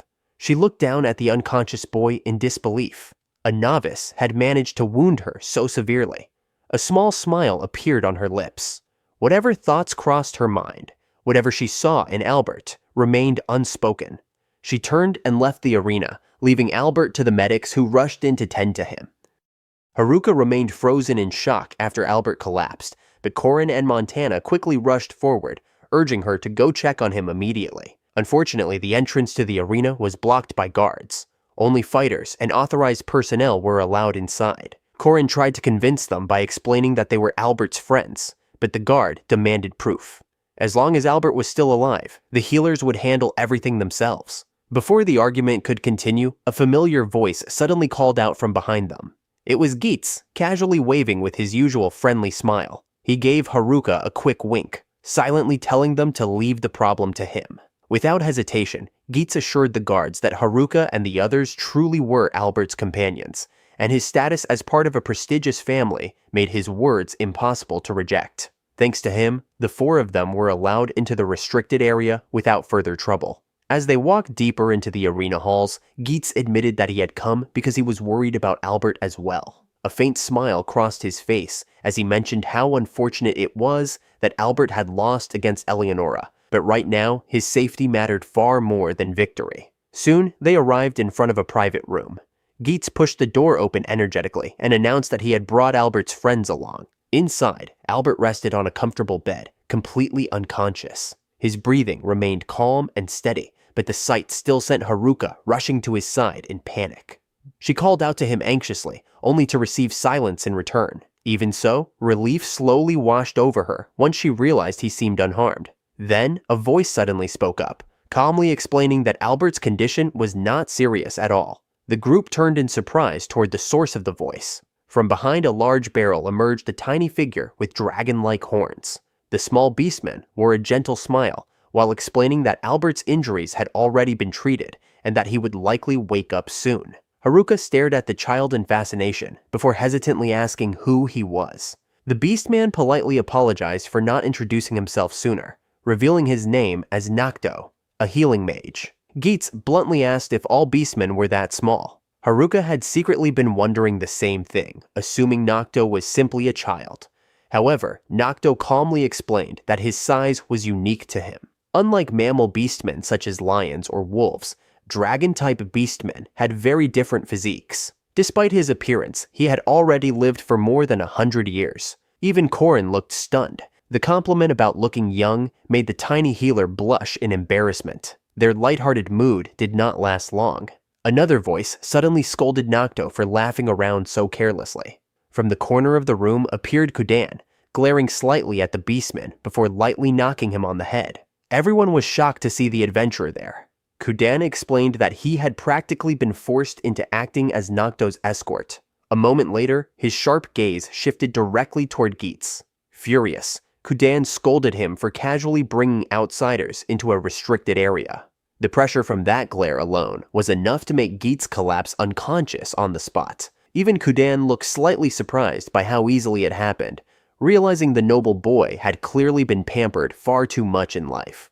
Korin quickly apologized again, explaining that they had insisted on coming because they were worried about Albert. Kudan explained that Nocto was a dragonfolk healer he often assisted. For a brief moment, Korin nearly misunderstood the relationship between them, but Nocto immediately burst into laughter at the ridiculous idea. Haruka quietly observed the pair. At first, she had assumed Nocto was simply another beastman, but the large tail behind him made it obvious he truly belonged to the dragon race.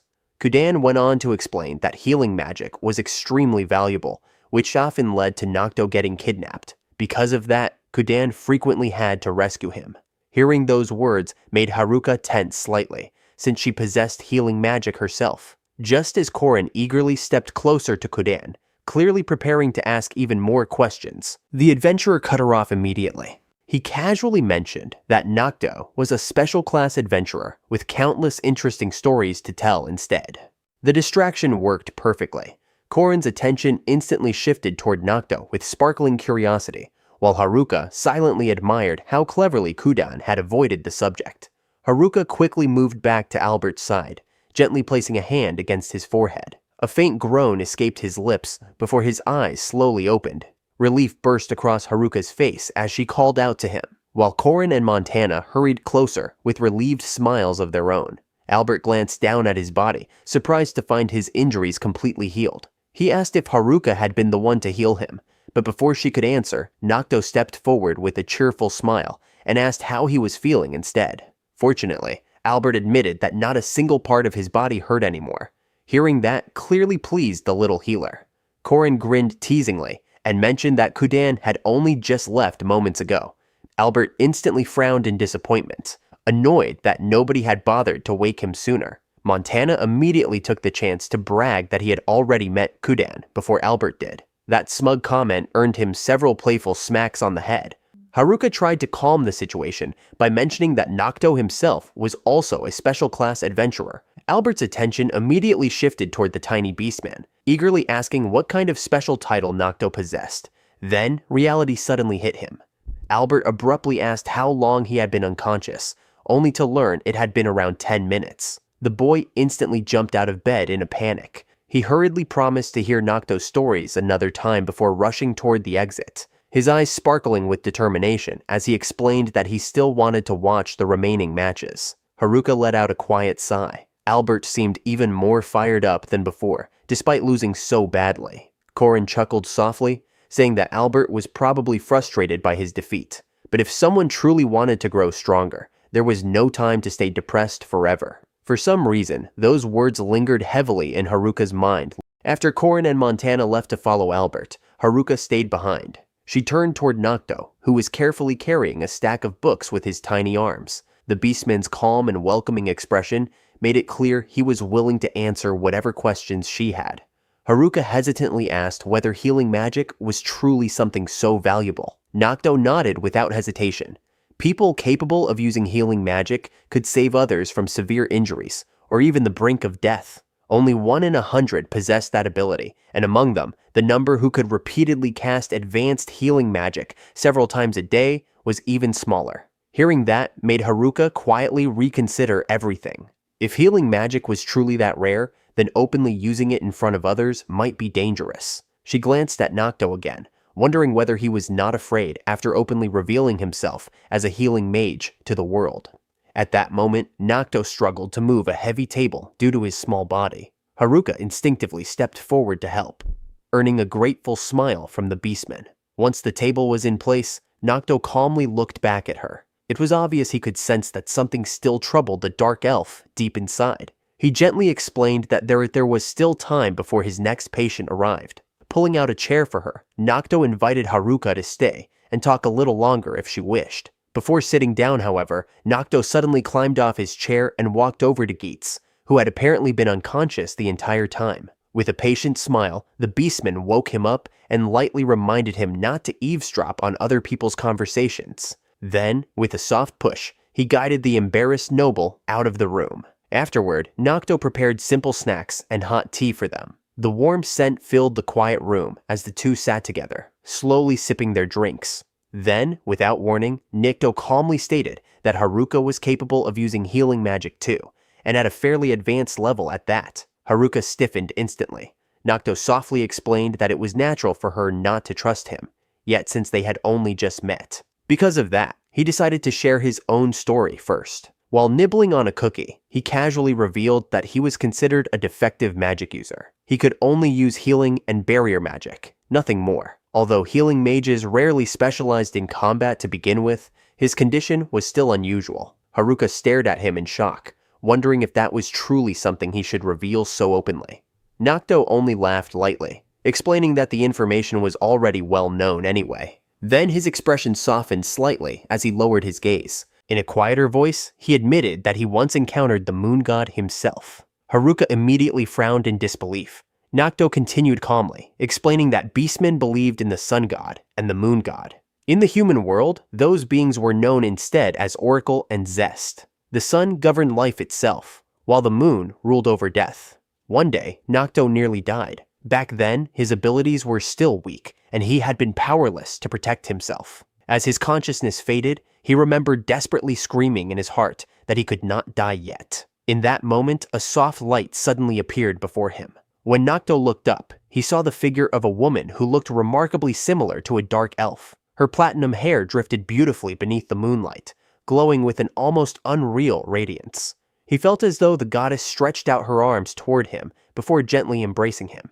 Perhaps it had only been a hallucination brought on by death itself. But Nocto believed with complete certainty that he had truly spoken with the moon god. After that encounter, he gained the strength needed to survive. As he finished the story, his gaze quietly shifted toward Haruka, honestly admitting that Haruka resembled the moon god almost perfectly. Haruka immediately fidgeted with her fingers in discomfort. The existence of gods had always been something distant and unbelievable to her. She had never truly accepted the idea of them. Yet now, she lived in another world entirely, inside a completely different body. Reality itself had already become impossible to deny. Nocto seemed to understand the confusion weighing heavily inside her mind. Calmly, he explained that the moon god was not a terrifying being like humans often believed, even if her personality could apparently change without warning. After that, Nocto softly declared that his story ended there, inviting Haruka to ask questions instead. Haruka fell silent in thought. To her, Nocto felt like someone far beyond her understanding. She still did not know how much she could truly trust him, but the fact that he had opened up without pressuring her felt strangely comforting. After hesitating for a moment, she finally asked why he openly revealed himself as a healing mage, despite knowing how dangerous that could be. Nocto calmly sipped his tea before answering. There was no reason to let his abilities go to waste. If people in need knew about his existence, then they could find him more easily when they required help. Haruka questioned him again, asking why he chose to help others so openly, despite the risks involved. The beastman laughed softly. To him, seeing people collapse helplessly in the streets was simply too miserable. Whether he healed them or not, he preferred to speak with them personally and judge the situation himself. In emergencies, he could always rely on barrier magic to protect himself anyway. Haruka quietly stared at her reflection in the tea. Nocto was nothing like her. She had long abandoned the sense of justice she once possessed. Fear of rejection had forced her into silence, preventing her from sharing either happiness or pain with anyone around her. She had spent so long burying her true self that it had become natural to her. Her jaw tightened as irritation and sadness mixed painfully together inside her chest. Eventually, she lifted her eyes again and quietly asked how Nocto had managed to become such a kind person. Nocto gave a faint laugh before denying it immediately. He insisted that he was not a good person at all. Everything he did was merely selfishness. Helping others simply made him feel fulfilled, because the life he wanted for himself had already been achieved. Supporting other people felt better than doing nothing, though he admitted that his actions constantly caused trouble for Kudan along the way. Hearing that made Haruka feel strangely envious. Nocto had built genuine bonds with people around him. Then her thoughts drifted toward her own companions. Albert, Corin, and Montana had always supported her no matter what happened. Slowly, Haruka looked back toward Nocto and finally decided to trust him, at least a little. She admitted that his suspicion had been correct. She truly could use healing magic. Haruka then carefully asked whether Nocto could evaluate how powerful her healing abilities were, along with the other types of magic and physical enhancement she possessed. The beastman looked genuinely surprised that she could use enhancement magic as well. After a brief moment of thought, he muttered that while the abilities themselves were not particularly extraordinary, his curiosity had already been sparked enough to continue. Haruka immediately stood up straight and bowed deeply in gratitude. The reaction caught Nocto slightly off guard before he burst into amused laughter. Gently patting Haruka's head, he commented that she was surprisingly serious and polite. Haruka felt embarrassed and strangely happy at the same time. For a brief moment, she even felt the urge to rely on Nocto more, drawn toward the calmness surrounding the tiny beastman. After clearing her throat awkwardly, Haruka hesitantly asked if she could call him sensei. Nocto froze for a moment. The title clearly bothered him slightly because it made him sound old, but in the end, he only laughed before suggesting they begin evaluating her magic immediately instead. Haruka smiled faintly and nodded with visible excitement. Nocto then began explaining that healing magic worked differently depending on the individual using it. Magic itself was a technique that imposed imagination onto mana in order to create specific effects. Because of that, the burden placed upon the caster and the effects experienced by the injured person could vary greatly from one user to another. Haruka explained that she normally imagined accelerating the body's natural healing process. In cases like that, either the caster would suffer a heavy burden or the patient would experience severe nutritional exhaustion afterward. If the patient's physical condition remained stable, then Haruka herself should have been carrying that burden instead. However, she quietly admitted that she had never actually felt any strain from using it. Nocto fell silent in thought for quite a while. Watching his expression made Haruka anxious all over again. When Nocto finally looked back up and noticed her nervous face, he let out an understanding laugh. Despite appearing mature most of the time, Haruka could apparently still show expressions like a worried child. Even so, Nocto gently reassured her that learning the truth would not change the way he treated her at all. For now, the things they still did not understand could wait. Since testing healing magic required an actual patient, Nocto suggested they examine Haruka's enhancement magic first. Without warning, the tiny beastman suddenly floated into the air with complete ease. Beneath him hovered a glowing magic plate that acted like a seat. With a casual wave of his hand, several more translucent plates materialized around him, floating quietly through the room. They were barrier spells, the type Nocto normally used for defense. Curious, Haruka reached out and touched one. The surface felt strangely soft and elastic despite looking solid. Nocto explained that he imagined the barriers as objects meant to absorb impact, which was why they carried that texture. Depending on the caster's imagination, the result could differ greatly. He also pointed out that he no longer needed to chant spells aloud. Magic had already become second nature to him,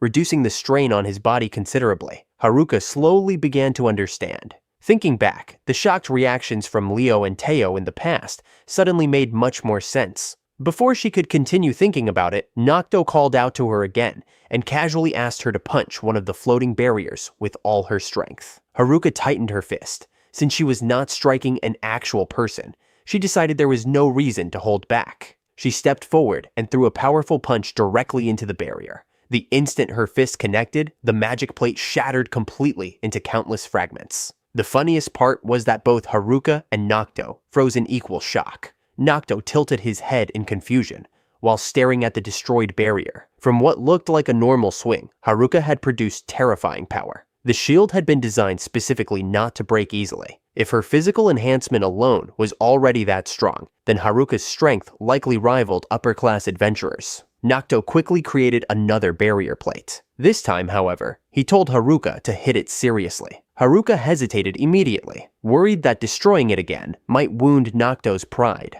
The beastman stared at her in disbelief before lightly scolding her for overthinking things. He gently pushed her forward again, reminding her not to hesitate or restrain herself. Haruka let out a slow breath. She did not want to appear rude again, so this time she struck much harder than before. The moment her fist collided with the barrier, she felt something strange. The shield was both soft and impossibly sturdy at the same time. Haruka's eyes widened in shock when the barrier did not crack even slightly. Instead, she was the one launched backward. Her body slammed violently into the wall, hard enough to shatter the stone behind her, while the barrier itself remained perfectly intact without even trembling. Nocto hurried over in concern and asked if she was all right. Haruka sat silently among the rubble for several seconds before slowly standing back up with shaky legs. Nocto immediately asked if anything hurt.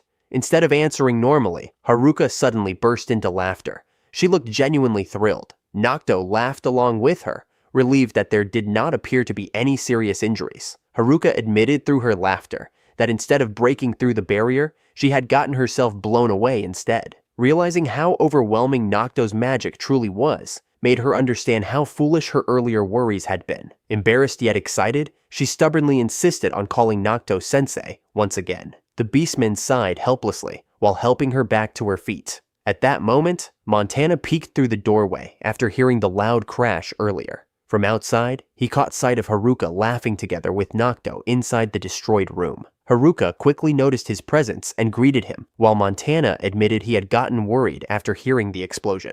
Haruka awkwardly glanced at the broken wall and apologized about the damage, but Nocto simply waved the concern away, as if it did not matter at all. Instead, the beastman encouraged Haruka to return to her friends and cherish the time she spent with them. They could always continue their discussions another day. Hearing that made Haruka smile warmly. There was still plenty of time to learn in the future. After saying goodbye to Nocto, she and Montana quietly closed the door behind them. As they walked away, Haruka noticed Montana unusually silent beside her. Curious, she asked if something was bothering him. Montana hesitated before admitting that Haruka seemed very close to Nocto already. Haruka explained that Nocto had taught her many things about magic, which was why she had started calling him sensei. The moment she said that, Montana's ears twitched nervously. He slowly looked up at her with an uneasy expression before quietly asking whether Haruka planned to leave the party and follow Nocto instead. Haruka blinked in confusion. The thought had never crossed her mind at all. Montana awkwardly admitted that Nocto's earlier words about cherishing time with companions had sounded almost like a farewell to him. Haruka shook her head gently before explaining that her conversation with Nocto had simply made her reflect on many things. She wanted to understand the things she still did not know. She wanted to master combat techniques and gain more knowledge. Most importantly, she wanted to become someone more useful to her companions in the future. With a reassuring smile, Haruka firmly stated that she had absolutely no intention of leaving the party. Relief instantly spread across Montana's face, replacing the worry from earlier. Seeing that expression made Haruka smile again. Then, with a small hop forward, she turned back toward the beastmen and suggested that instead of remaining just a temporary party, they should become a real team from now on. If they wanted to continue adventuring together for a long time, joining the guild officially would be the best choice. Montana immediately agreed, unable to hide the excitement sparkling in his eyes. After that, the two of them headed back toward the arena stands together to reunite with Albert and Corin. That day's tournament ended with an overwhelming victory from Regina, and the festival wrapped up shortly afterward. Albert stood from his seat, saying he wanted to return early and rest instead. Corin immediately teased him, joking that Albert was clearly still brooding over his defeat. Before anyone could leave, however, Haruka suggested they all eat together first. During their time exploring the area, she had found a restaurant she personally recommended.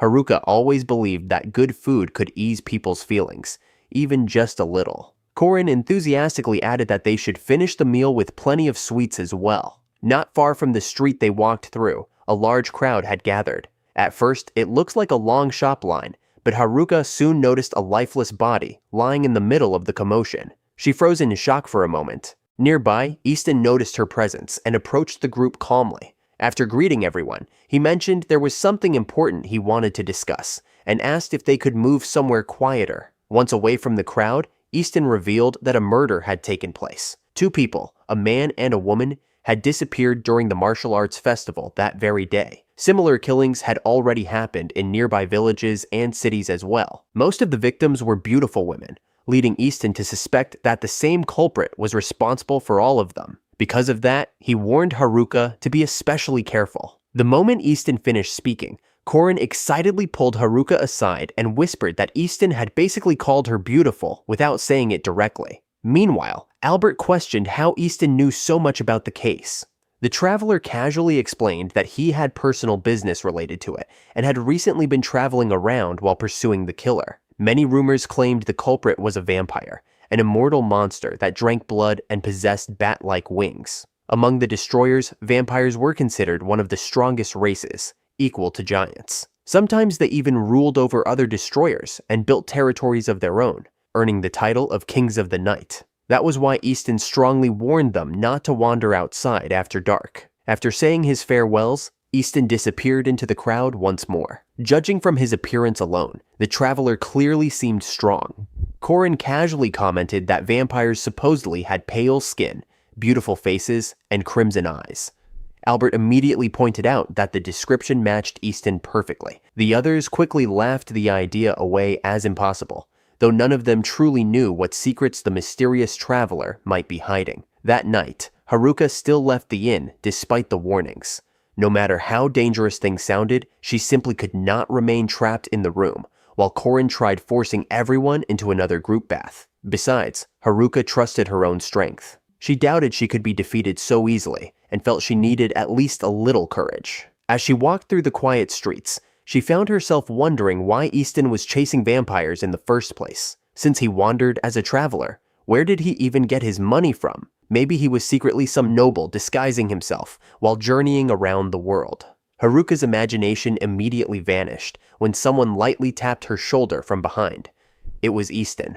The traveler let out a tired sigh, reminding her that he had specifically warned everyone not to wander outside at night. Haruka greeted him politely despite her surprise, and argued that it should be fine since she was an adventurer, and many guards were still patrolling nearby. Easton muttered that vampires sometimes use dangerous dark magic capable of influencing human emotions. Suddenly, his expression sharpened, as if sensing something nearby. He immediately told Haruka to return to the inn, before quickly moving away. Instead of obeying, Haruka followed beside him. Easton frowned deeply and repeated that she should go back, but Haruka directly asked whether he had found the culprit. With complete seriousness, she pointed out that things would become easier if they cooperated, instead of working separately. Easton stared at her silently for several long seconds. Then, without warning, he suddenly grabbed both of her wrists and slammed her against the wall. His body pressed close as he pinned her arms above her head, preventing her from moving. His crimson eyes glowed sharply in the darkness as he coldly pointed out how easily she had been cornered.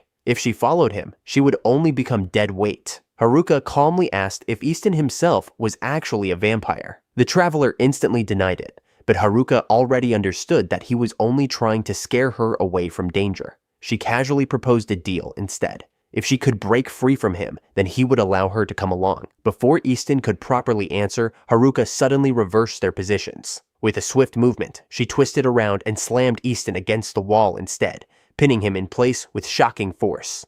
The traveler stared in disbelief at how strong Haruka's grip felt around his arm. Tilting her head slightly, the dark elf leaned closer and quietly asked whether that was enough to convince him now. After Easton gave a stiff nod, Haruka finally released him.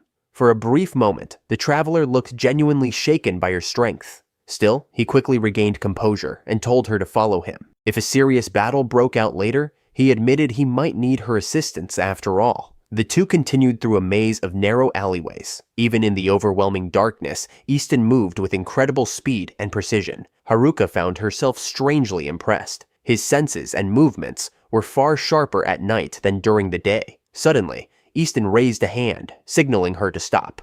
The two carefully peeked from behind a wall. Ahead of them stood a long-haired man embracing a woman. Haruka whispered quietly, asking if that was truly the culprit, because from her perspective, they simply looked like an ordinary couple. Then, the woman's body suddenly went limp. Easton immediately noticed the subtle movement and dashed forward without hesitation, drawing his sword in one smooth motion. The long-haired man quickly dodged and threw the unconscious woman aside. Easton caught her safely, before slowly looking back toward the stranger with a faint smile, as though his suspicions had finally been confirmed. The man's expression twisted into a snarl. Sharp fangs emerged from his mouth, while claw-like nails extended from his fingers. His crimson eyes glared viciously in the darkness. Easton's smile deepened slightly. There was no doubt anymore. The creature before them was the vampire they had been searching for all along. The three of them faced each other at the end of the narrow alleyway. The vampire released an overwhelming bloodlust that made Haruka swallow nervously.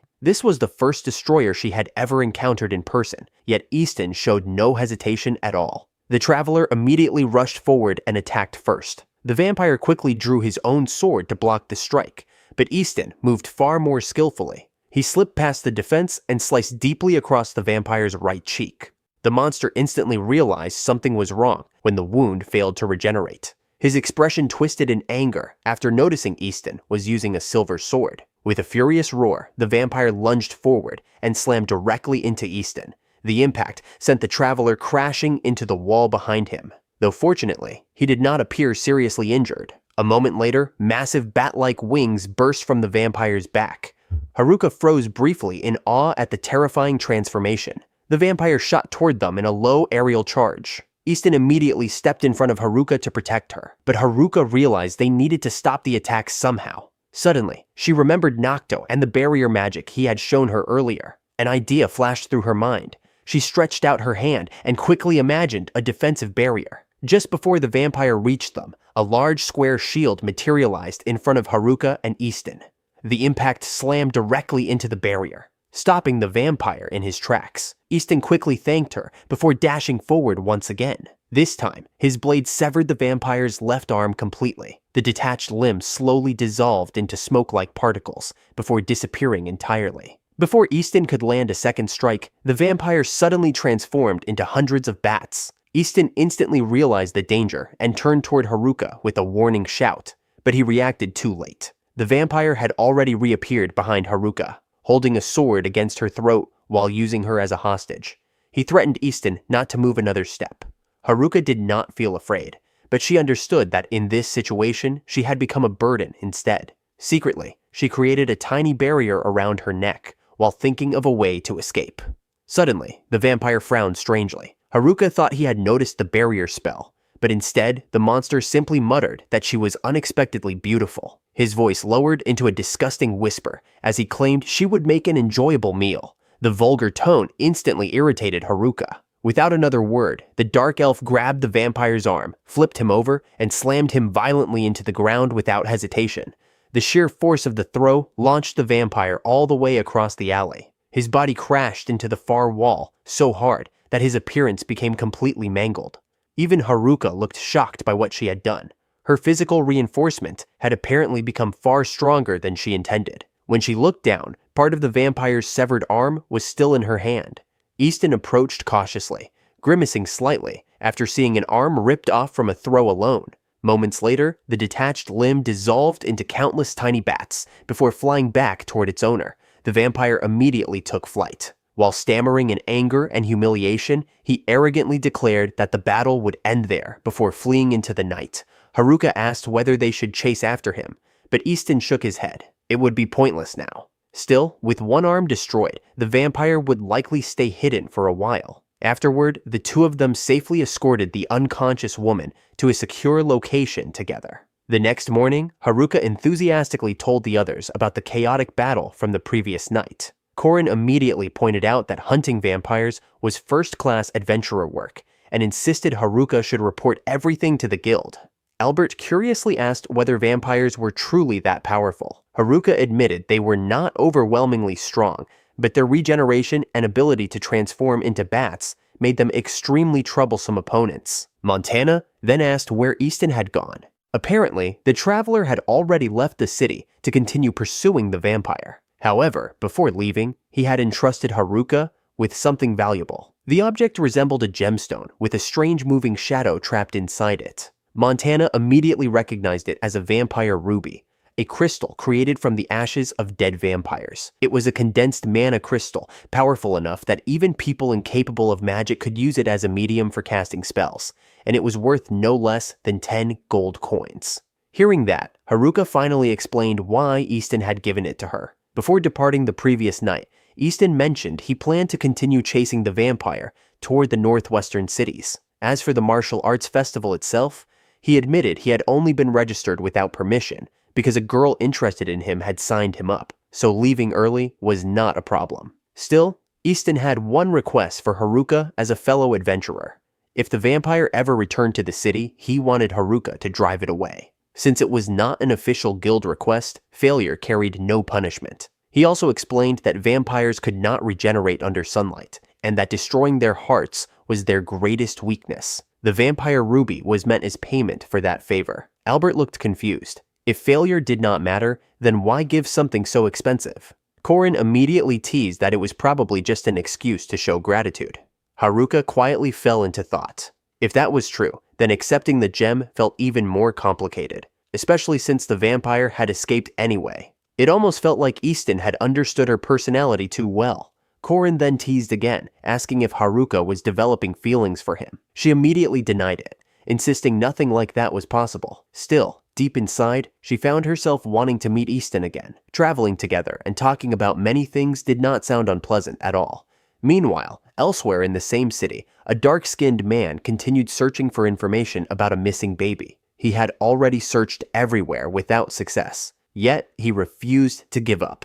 The child he was looking for had rare black hair and black eyes. With the festival bringing so many people together, he still hoped a single clue might appear.